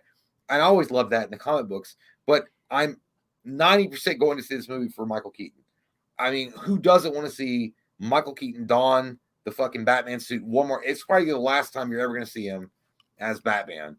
And I feel like that's going to drive the fucking sales of the film. I feel like this movie's going to do very well in the weekend. It's going to do very well. I think, there's two reasons I'm seeing this movie, and that's it. I mean, the only two reasons I'm seeing this movie are, well, first off, I do like the idea of what Annie Muschietti brings to the table. Like, I liked Mama. I liked the first It movie. I thought that was really good. The second It movie, neither of us were a fan of, but I love the idea of him getting a superhero movie. But the main two reasons I'm seeing this movie is because it's the final hurrah for the Snyder universe. Mm-hmm. It's the final time we're actually going to touch those characters at all. Yeah. So, and the Ben Affleck moment, although I think we really have to precipitate that's going to be very short. That's not the word I meant to say. Yeah, I think he's only getting it for like 10 minutes. It's just going to be a moment. But like the final hurrah for the Snyder Cut universe, which you and I for fucking like 10 years now have been hugely into and really championed. Now people have gotten weird about it. Like people have taken something that was cool. Like we made the Snyder Cut happen. And now we're like, making up fake stories about how everything that Ezra didn't really happen. People are being fucking weird cuckoos about it. But like the Snyder leavings is what I'm going to see it for. And then, like you said, the 89 fucking Keaton Batman being back. But also that to me has also been fucking, it's taken a hit for me, because like in the trailers, when you see like Keaton walk out and be like, you want to get nuts? Let's get nuts. To me, that was like a fucking amazing, cool ass quote from a movie that was from our childhood. That was something really fun that we enjoyed, that has now, it feels like it's being sold at Walmart next to the $7.98 t-shirts. It feels so like force-fed fucking fan service shit. It doesn't feel natural to me. I don't like that at all, but I'm happy to see Keaton in the bat suit again. I don't know how that's going to turn out. I'm very, very, very fucking, like, despite all these good reviews and all the good shit people are saying, I'm going to be honest with you, man. I'm super fucking trepidatious about this. Don't you dare go in this fucking movie with negative goddamn ideas. I don't want to. Because now you're going to fucking ruin your whole experience. Just to me, the trailer looks like shit, man. You are fucking out on crack. It doesn't look good to me. Think it looks bad. It doesn't look good to me. You get to see, dude. You get to see the 89 Batmobile. You get to see Michael Keaton in the fucking bat suit. You get to see some bat. You get the music. You get You get But does one that mean more it's going to be a hurrah. good movie, though? You get to Like- dance with the devil in the pale moonlight one more fucking time. I could take a dump in a boxing market guaranteed. I got spare time. Yeah, but I like, know it's your like fucking is shits the are bad. movie. My But is the point being, movie going to be good? I think like- so. I think the movie's going to be very well done. I think that they know that this movie cost them a fucking arm and a leg, and they've got to go out with a bang because they got to make money. And I feel like they've done a lot of reshooting, and they've done a lot of things in the post Ezra Miller situation that's probably going to improve the film. And again, I would have done the same thing as a director or a producer or whatever. And you're like, this Ezra Miller cult shit in Utah where he's like stealing goddamn wine, and he's breaking into shit, and he's like fucking goddamn Scott Stapp out there, crazy as shit, and he's chasing angels down the highway. Right. We got to figure this out. They're like, hey, I got an idea. Let's go back and do some reshoots and put more Michael Keaton. More Michael Keaton will sell the fucking movie. And it's so cool, man. I love it. And Michael Keaton is getting up there in age. It's so badass to fucking think that, man, the childhood Batman, the actual Batman, is going to don the suit one more fucking time, because I guarantee that's awesome. He's never doing it again. But does that guarantee the movie's going to be good? I don't even give a fuck now if the movie's good or not. I just want to see fucking Michael Keaton. Now you're going in with a I'm saying your own ideas. No, 100%. I think the movie's going to be good, because I feel like even before Michael Keaton was announced, the Flashpoint, if you'd read the comic books, is a great story. I read that. It's a fucking awesome I feel like story. they're tapping into exactly what the emotional ties they need. By the way, this movie supposedly has great cameos from a lot of fucking superheroes that we haven't even. I don't want to drop bombs. I actually got spoiled on a couple of them. I did too. But no, I did too. And I don't want to drop bombs on there at all, because I mean, I was like, holy shit. I think this movie is shaping up to be an incredible final outing of the Zack Snyder universe. And yes, but as a matter of fact, I think the movie is going to be great. Yes, I think the story is going to be awesome. Even though Ezra Miller is a piece of shit, for sure, I think he's an incredible actor, regardless of what he does in his private life. And I feel like the story is going to be solid. I feel like what's going to happen, though, is that this is a movie that they're like, we've really tried to make a fan letter to everybody that loved not only the Zack Snyder universe, but the Michael Keaton Batman, and we're putting it out there, and now we're done. And I feel like and again, I feel like looking at the critic score and the audience score, you can't say, I mean, generally you never see very much like this is a very the audience score is based on, but it's based on test screenings, so you can't go off that at all. Well, I mean, but you usually see a tentpole movies that are usually like critics love it and audience fucking hates it, or the audience loves it and the critics hate it. This is very close together. You don't usually see this. The only thing I can promise you, I swear to God, like I promise you, I will not go into this movie saying I'm going to hate it no matter what because Ezra Miller's in it. I won't. Like I know, like I already have my fucking feelings about the way that I see critics and like bigwigs in Hollywood and like shit like that sort of being like, yeah, I know Ezra did this shit, but he's really good in the movie, so maybe we can forgive it. Like, fuck that. And you and I know we'll both be like, I don't give a fuck what Ezra does in this movie. I feel like that's just all. I'm not here to see it for Ezra Miller, which is ironic because it's a fucking Flash movie. But like, I will not go into the movie saying if the movie fucking blows me away and it's good, I swear to God I'll admit it and I'll talk about it. And I hope it is. I really hope I go in there and I see it and I go, holy shit, like fuck all that. Yeah. This is amazing. I do. All I know, like, and this is just the truth, man. Like, all I know is everything I've seen screams to me like.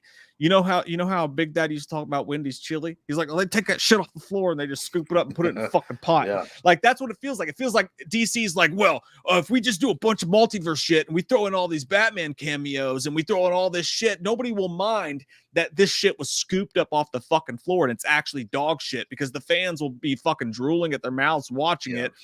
I want to see a good movie. And if it's a good movie and it actually pulls some emotion out of me and it's actually well done and I actually... If the Keaton shit feels natural and good, and I feel like, oh my God, I'm actually watching the Batman I saw as a kid on screen again, I will admit it and I'll be happy as fuck about it. And at the end of the day, fuck Ezra Miller either way, because he's a woman beater. I don't give a fuck about anything else. He's a piece of shit, obviously. I mean, it's on video. So you should beat women, obviously. But I mean, here's the thing. At the end of the day, I wish they'd done Thomas Wayne's story. but they didn't. They wanted to do the Right. Michael Keaton. But I mean, even before again that we knew Michael Keaton was involved, I liked Flashpoint, the story, the actual story in the comic books, and I knew they were going to do. I mean, this was a Zack Snyder directed kind of. He wasn't directing it, but it was in his universe, and it was going to tie around when you saw the armor that Barry was wearing in BVS when he goes back in time and he warns fucking Bruce about Lois. Look, Yeah. there's a scene in the movie where you can see it. I feel like they didn't need to have Michael Keaton in this film. They didn't really need to at all. The story itself is emotional if they do it right, and there's so many great things they can draw on. I feel like they're already going to do that. I feel like adding Michael Keaton in is just a boon because I feel like they were probably tasked, at least at some point, they were like, what should we do? Should we do Michael Keaton as Batman coming back, or should we do Jeffrey Dean Morgan doing Thomas Wayne? Right. So they're And already I skipping would've- out on the I Flashpoint would've- story. They're not doing that. No, there's parts of it that they didn't want to do. I think the reason why they didn't want to do the Jeffrey Dean Morgan Thomas Wayne is because they're trying to get rid of the Zack Snyder universe. They don't want to do it anymore. So they're not going to use another actor in the Zack Snyder universe. Jeffrey Dean Morgan was Thomas Wayne. Yeah. They don't want to do, and so they were like, well, we got to get rid of this leftover shit from Snyder. Let's just do what we can, make some money off of it, and pull from the best parts of Flashpoint. Because here's if you're really going to do a Flashpoint story, the Flash movie should probably be 3 parts. It should probably be 3 parts because you're talking about Aquaman at war with Wonder Woman. There's a whole fucking Supergirl wasn't even involved. Henry Cavill should be in this movie as an underling of Superman. It should lead you into a brand new day of DC movies. It shouldn't be the wrapping up of fucking what Snyder did and then let's just start something brand new. Yeah. And they did. Yeah. And they had no choice. And that being said, I do want to point out that I am an actual I am an advocate for what James Gunn's going to do in the future. I think at this point with Warner Brothers and what they've done, everything's been so broken and superhero fatigues at an all-time high. I think the best thing to do is let a James Gunn come in, add some originality, add some kind of like sort of punk rock vibe to the whole thing, do it his own way. I'm not, my problems aren't at all that they're not fulfilling the Snyderverse, because I think Snyder, I think we had our time. I think all of us Snyder fans, it's gone. Yeah. I wanted to see Snyder's Justice League 2 and 3 and all that shit too, but I'm not butthurt about it. We got the Snyder cut and I'm good. I'm not damning the future DC based on that. I think people who are doing that are living in the past, and we got the Snyder cut, let's move on. So I'm psyched for what James Gunn does. It's just that this particular movie, again, it feels like Wendy's chili to me so far. We'll see what happens. I hope I fucking love it. I really do. But part of me is kind of scared they're going to actually taint the 89 Keaton Batman for fucking fan service, and I hate to see that because this is a separate universe. I don't even feel like it's gonna. But here's the thing: I wasn't sold on Gunn. I mean, obviously, when you watch Peacemaker, it was great. I mean, what he did with Peacemaker was, I mean, you actually gave a shit about a character that nobody fucking knew about. Very much like he did with Guardians of the Galaxy. And then when you watch Volume 3, I feel like Gunn's going to do some really cool shit in that universe, and he's confident, and I feel like he's going to have not only an edge to it, very much in a way that Snyder was trying to go with, but he's going to have a comedic element to it that's going to kind of, that's going to kind of smooth out the rough edges. An adult edginess is necessary. And I feel like that's going to work very well. But I am excited to see this, and it does suck because it is bittersweet. Like Mike mentioned, this is the last iteration of the Snyder. I mean, as far as his touch is gone after this movie. Mm-hmm. You could say Aquaman too, but not really. Oh God, yeah. And Amber Heard's worse to me than Ezra Miller. Aquaman.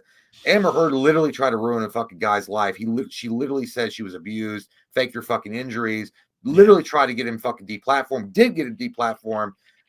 Bitch. Fucking cunt. And she's now in fucking retirement, living abroad.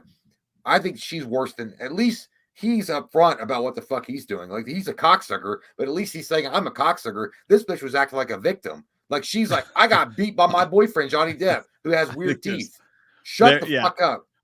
And yeah, it's all dark. It's all fucked up. Warner Brothers can't. They couldn't fucking eat a goddamn Lunchable with the right. You know, like they would fuck up a goddamn Lunchable. You got your Capri Sun. You got your cookie in this pocket. You got your fucking crackers. You got your fucking lunch meat. You got your. They would put it together and end up putting a turd in it. Like Warner Brothers cannot. Yeah. Warner Brothers couldn't put together a fucking Happy Meal like puzzle. Like they're so stupid when it comes to movies. But here we are, and this whole thing's coming together. Let's take a look together. Let's see what people are saying about it and see how we feel about it. And again, Jay and I have not seen the movie. We're seeing it this weekend. We will have our spoiler stream on Monday, but we're going to take a look at what critics are saying together. The consensus so far is The Flash is funny, fittingly fast-paced, and overall ranks as one of the best DC movies in recent years. Strong words. That's coming from a group of people who have vastly hated everything DC's put out. When did Snyder's Justice League come out? That was like 2017. Or this is something 18? I remember when we talk about it too. Is like Man of Steel, fucking classic in my opinion, one of the best superhero movies of all time. Batman vs Superman: Dawn of Justice, classic movie, one of the best superhero movies of all time. Subverted expectations, asked questions other movies were afraid to ask, and these same people, by the way, trashed them for that. So I just want to throw that out there. So starting with Johnny O. Lakanske from the New York Post. Positive review. He says, a solidly entertaining, if predictable, time travel film that boasts something most DC movies sorely lack, a strong lead performance. I like that, man. I appreciate that. I like, again, I know it's a time travel movie. I fucking am a sucker. Was Henry Cavill not a strong lead in Man of Steel? Well, no, but he's talking about time travel films. No, I'm just saying that when he said something most DC movies sorely lack, a strong lead performance. Like, well, yeah, I would disagree with that. Yeah, well, yeah. I mean, Henry Cavill is, he's a god among men. But yeah, I agree with that. Yeah, like I feel it's going to be a time travel movie, and I'm already on board with that because I like time travel films. So, as far as a strong lead performance, yeah, like you said, I feel like you've got. I feel like Jason Momoa, like as much as you hate him, I feel like he was fine in Aquaman. I would agree with fine. Yeah, Henry Cavill was great in Man of Steel and BVS, even though Ben Affleck did Steal the Thunder again. Another lead performance that was great. So I disagree with that guy already. Like DC movies haven't had strong leads. So I'm not on page with that guy because DC's leads to me have been great. Wonder Woman, the second one anyway, was great. Gal Gadot's not who I would cast. No, in the second film, she was great. The first one was boring as fuck. Yeah, but I thought she was the same in both though. Like, you know what I mean? Like, but Manahola Dargis from the New York Times said, I liked The Flash well enough while watching it. Well, thank you for your contribution. You've done great here. Right? You've done great. That's exactly what I was waiting for. I was waiting around and unless this guy says it's great, I'm not going to go. Hey, that's why you and I aren't in the big leagues, Jay. Yeah. It's because we can't write like that. We can't get in there. Holy shit. We can't really put our thoughts together in such eloquent ways as I liked it well enough while watching it. That shit was Socrates. Socrates, the way he said it. Motherfucking Ernest Hemingway here, back in the flesh. Motherfucker was wearing a toga when he typed that. Angelica Jade Bastion from the New York. Everyone's from New York. New York Magazine /Vulture says the film. This is rotten. Says the film is remarkably banal. It's a deteriorating rest stop on the road to nowhere. It's one of my fears. But, it is what it is. We'll see what happens. I don't know. I respect your opinion, but Jesus Christ. I will actually disagree. Even though I'm sort of in the negative aspect going into this film, I'll admit. I will disagree with her there because what I want in a superhero film is for the fucking movie itself to be good. Like, I don't need it to lead into 12 other fucking movies. I want the movie I paid the ticket today to fucking see to be good. Don't serve me a piece of shit and then have 17 endpoints that are like, but the Avengers are going to show up in 12 I like years. how she said on the road to nowhere. Obviously, it's the last fucking movie of the Snyder universe. You dumbass. That's what I'm saying. What the fuck? Did you watch anything else before? I got tickets to go see The Flash. I guess I'll watch it. Jesus Christ. I don't Right. know what's going on. It doesn't even have a post credits. It just ends. Where's Nick Fury? Mick LaSalle from San Francisco says the Flash gets credit for effort because this superhero movie isn't trying to be stupid and convoluted. It gets there by accident. Well, I mean, that's a fair criticism. That could very well happen. I mean, it could try to be something special, and then unfortunately, it could fall into a trap of just being watered down and dumb at the end of the film. So yeah, so we don't know fair. for sure, but Randy Myers from San Jose Mercury News says a positive review. While director Andy Muschietti time travel crowd pleaser doesn't blaze any new narrative trails, it does result in a fun superhero nostalgic dive for the most part. I like that. That's good. I like that. It doesn't have to do anything new. Why does it? Because it's the last of the they're going to reboot everything after this anyway. So it doesn't need to. That's cool. In a 2.5 out of 4, he's basically like, hey, it's kind of above average. For me, you know what? It feels like Spider-Man 3, if it were to have one more time Sam Raimi and Tobey Maguire. Like, it wouldn't mean shit for the overall universe. If you just got those guys together one more time and make one more Spider-Man movie. Yeah. All I'm trying to ask you is, are you happy with your haircut? Barry Hertz from Globe and Mail says a rotten review. He says this is spaghetti-brained movie making, more interested in goosing empty calorie nostalgia than telling an original or thrilling story. This is something that I was, dude. This is something I was worried about. Sandwich, dude. Holy shit! No, that's something. Your vegan diet sucks. Like you're fucking mad and you're typing mad.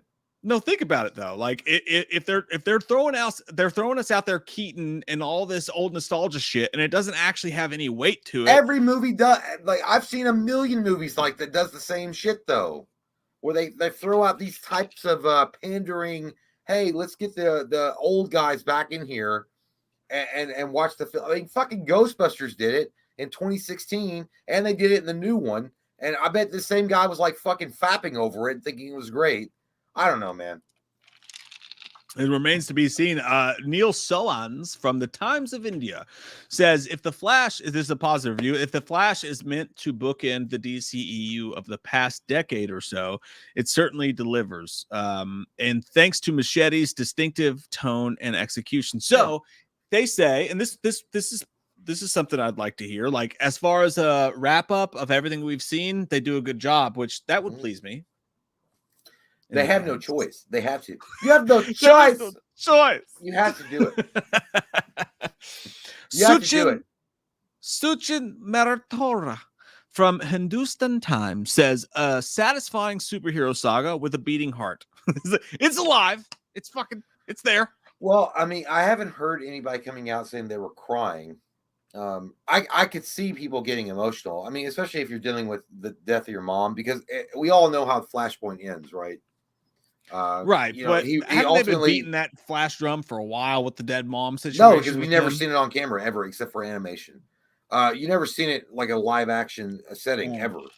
And not to mention the fact that you know, to be fair, like you're talking about the fact that he has to say everything is set right, but the only bad thing is I gotta let my mom die and my dad take the fucking rap for it. And I can't change that. It could be very emotional, but I am interested, and it's weird because if you'll see in the trailers, one of the berries are wearing yellow. In the comic strips, Yellow Flash is the one that goes back in time and kills Barry's mother. Yellow Flash, the evil Eobard Thawne, is the Yellow Flash, Reverse Flash, Reverse Flash that goes back in time and does that. And it's weird that they have one of the Barry Allens wearing yellow. So I don't know. And it kind of, it's weird. It's like, if you're trying to wrap shit up, you can't introduce Reverse Flash. That's one of literally, that's like the equivalent of the Flash's Joker. You can't introduce him and then just end it.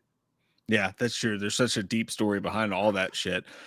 Dan Scully from Scully Vision, positive review, says it's not perfect and maybe a bit too long, but it looks and feels much more like a creative vision than a lot of superhero output. Now that excites me. Now that is what I want to hear. It feels a little bit different and more creative than your typical superhero bullshit. Because everything I've seen screams to me, this is generic Hollywood superhero ass fart. But I hope that guy's right. Yeah, sounds good. That guy knows where Dan Podactor's been. Yep. or what is it? Roger Podactor. Roger Podactor. Yeah. Mm.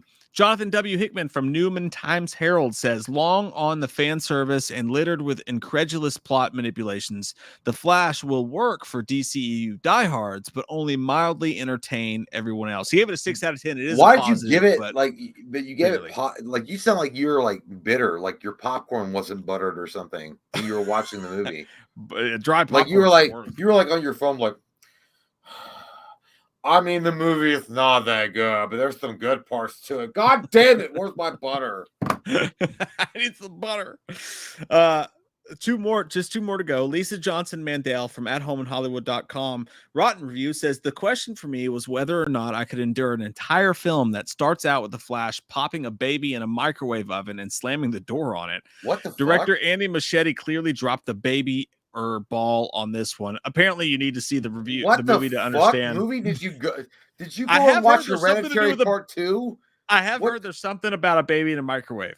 What the fuck, dude? You were drinking wine. You probably drank like 3 glasses of wine and went into this screening like, God damn it, the baby's in the microwave. When in actuality, it was probably next to the microwave. But you just thought it was in the microwave. I look at your picture. You like wine. I'll bet you drank a lot of it.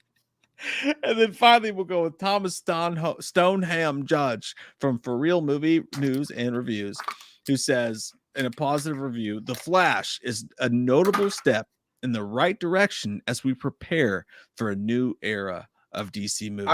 I feel like that's hopeful, and I do like that. I feel sounds to me like it's a little bit better than the last piece of shit. I feel like what we were talking about. This is the last hurrah of the Snyder cut. Yeah, the Snyder universe, and now introducing the James Gunn universe. So yeah, I mean, I agree with that review. Overall, dude, I'm fucking I'm stoked and poped. I feel like the Pope to go see the movie tomorrow. I'm excited, man. My expectations are high, so I might be disappointed, but I love it, dude. I love the time travel thing. I've always loved the Flashpoint story. I've read the comics. I've watched the animated series. Michael Keaton's in this movie. I mean, as Batman, holy shit, dude. I mean, as a fan, for me, you can't ask for more. And I think it's going to be incredible. And I mean, you know, even if it's got problems, I'm going to enjoy the fact that this is the last time we're ever going to taste the taint of Zack Snyder. It's going to be gone forever. He will never come back ever again to complete, you know, the nightmare with a KNIGHTMARE sequence that he was gonna do. God damn it, guys, we were fucking robbed as fans. Are you fucking kidding me? We were robbed. Look at the Snyder Cut ending. Do you guys not feel fucking robbed? We were robbed. We were. How would that movie not make money? Is my question. How would studio heads think to themselves, we need to get rid of Zack Snyder and get James Gunn? I'm not saying anything's wrong with James Gunn, but I'm just like, we need to get rid of Zack Snyder because that movie's not going to make money. What the fuck are you talking about? Superman is evil, Batman teaming up with Deathstroke and Joker, along with like Mara or whatever the fuck. Yeah, they had the right idea, man. They were on the right path. And look, I'm going to make a promise to you right now. I'm going to make a promise to you and everybody watching this right now that I promise I will not go into this movie wanting Mike's it going to shell the movie hard. No, I'm not. Like, that's what I'm telling you right now. I'm telling you right. But don't you fucking go into the movie going, no matter what happens, I said I was going to like it. I never do that. I've gone in like optimistic and come back and shit on the movie. Right. So that's what I'm saying. It's going to be very interesting to see where you and I come from Monday night because like you think this is going to be fucking awesome. I feel like, and I have a dark feeling deep down in my tchotchkes that I'm going to look at this and be like, everybody's looking at this and going, Keaton's back. So I don't give a fuck how good the movie is. And it's going to be a dark piece of fan service doo-doo. That's kind of my fucking feeling. I'm hoping though, I swear to God, I will walk in that theater hoping to God that I have a good time. I promise you I will. With like bright stars in my eyes going, man, I hope this is awesome. I actually really do, dude. I feel like I'm Obi-Wan Kenobi screaming down at Anakin. You are the chosen one. You're supposed to defend yourself, not join them. But I will not. That's my point. I will not go into the movie with a predestined review. Like, I want to like the movie, but if it sucks, I'm gonna say it fucking sucks. I feel like I'm going in optimistic, but I have an open mind. If the movie is bad, the movie is bad. I mean, you can't ignore when you watch a movie. By the way, and this happens for everybody. Like you can want the movie to like succeed, and you're really into a character that's going to be in the movie, but if the movie fucking sucks, it fucking sucks. But dude, I feel like there's too much like I feel like Michael Keaton wouldn't have signed on if they were going to tarnish the legacy of Batman. To be honest with you, even he has said in multiple interviews, by the way, have you seen his Kraven? What?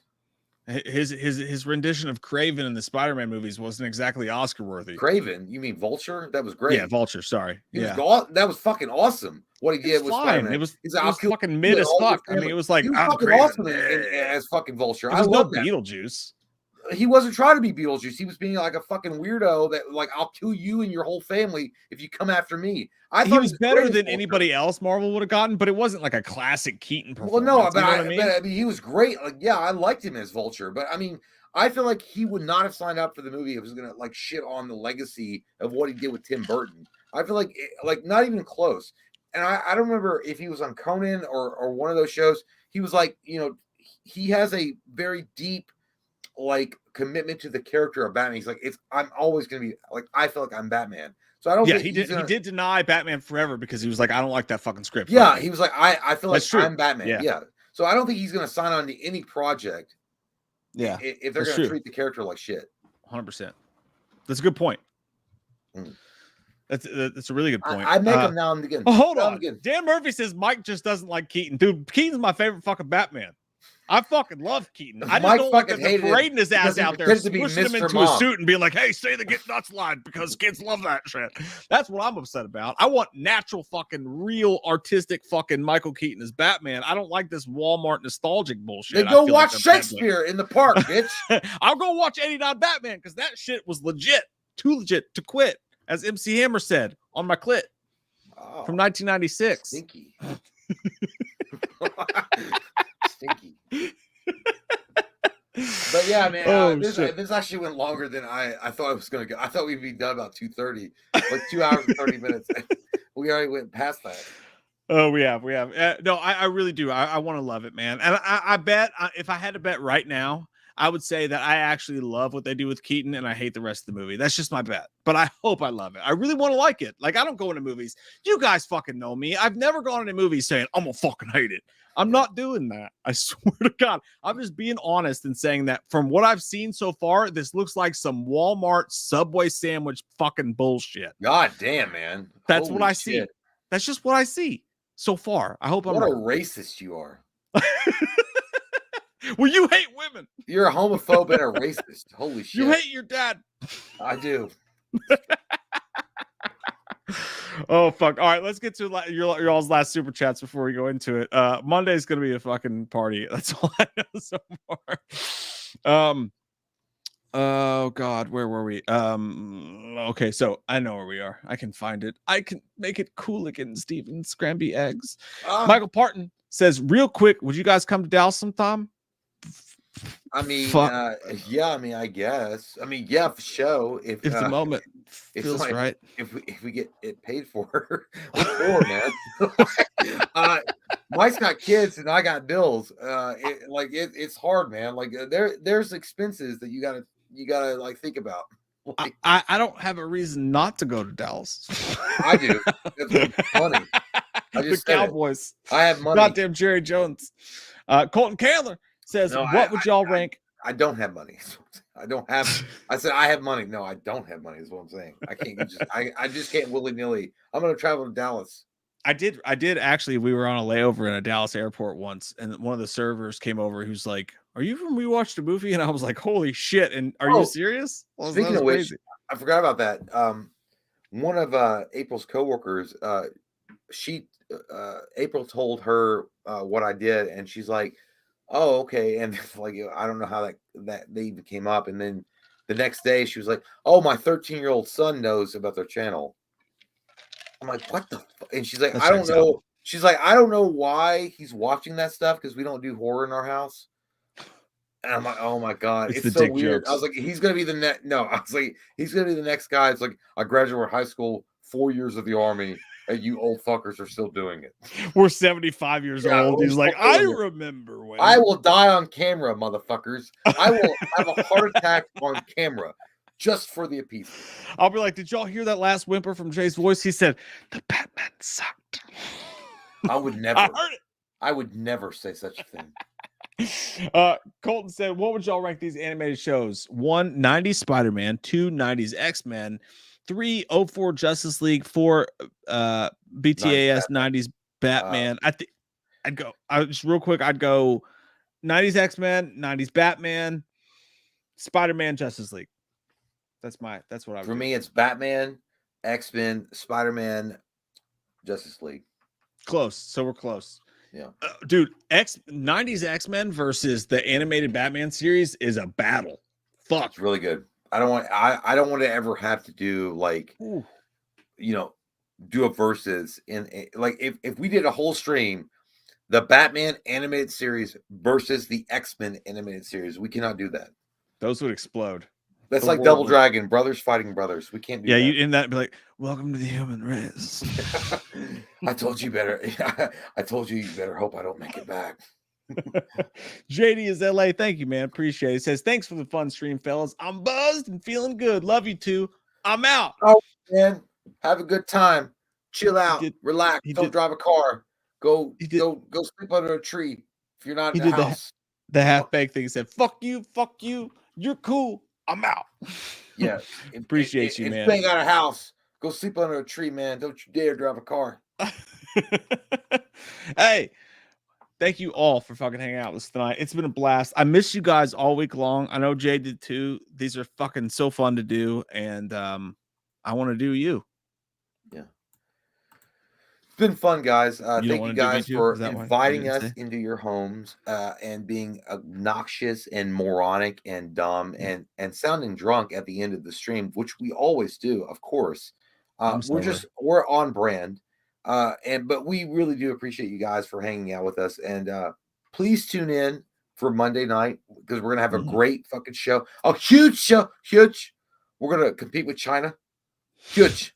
And by the way, vagina. If you guys don't mind, please click the like button on the video. Click the like button if you can. It does help us a lot. A lot of people forget about that, but yeah. So, but thank you guys. Thank you guys so much. Just little diddle. Hey, I hope we both love it though, but it's gonna suck. No, I think we're gonna argue, and there's gonna be a lot of tears, and then there's gonna be like a fight, and then we're gonna make up, and then we need to have a kumbaya beforehand so we don't fight too bad. No, I know what's gonna happen. I'm gonna fucking go tomorrow. I'm like, dude, it was fucking great. And then I hope you fucking hate it, and I love it. That would be the funniest shit that'd ever. be great. That would switch it up. I would love that. That would be amazing. But if I go tomorrow and like at 5 don't fucking text me. I don't want to know. No, I'm just gonna be like, dude. I'm just gonna be like, what I would text you was like, awesome movie, and then you'd be like, no, okay, well, I'm not there yet. I'm not seeing it till like Saturday or like Friday. Like, I thought you were going opening night. No. I'm not like I'm not. I don't even want to do a regular review for it. Like, let's just wait and do it together on Monday and do a full on spoilers. Well, shit, dude, I would have just waited and got in the high seas. Well, no, it's not gonna be. Well, if you see it, it's not fair. No, I would never. You guys can't go on the high seas for this movie. It's Michael fucking Keaton, man. You can't do that. Yeah. We'll see what happens. But I won't text you. I won't text you. Yeah, don't tell me what I don't want to know your fucking thoughts. Did you like my thoughts when I told you Secret Invasion? You're like, all right. Yeah, that's different. That's it. Let's go in fresh. Let's take it by surprise, and let's be very open to each other's opinions. Okay. No, I'm fine. I mean, it's good. I'll suck your dick. Okay. All right, guys. We'll catch you on Monday and get ready for some fucking fireworks, I guess. I got you for 30 minutes. It's gonna be BVS. Hey, thank you guys. We love you. A man knows fear. See you guys. Bye.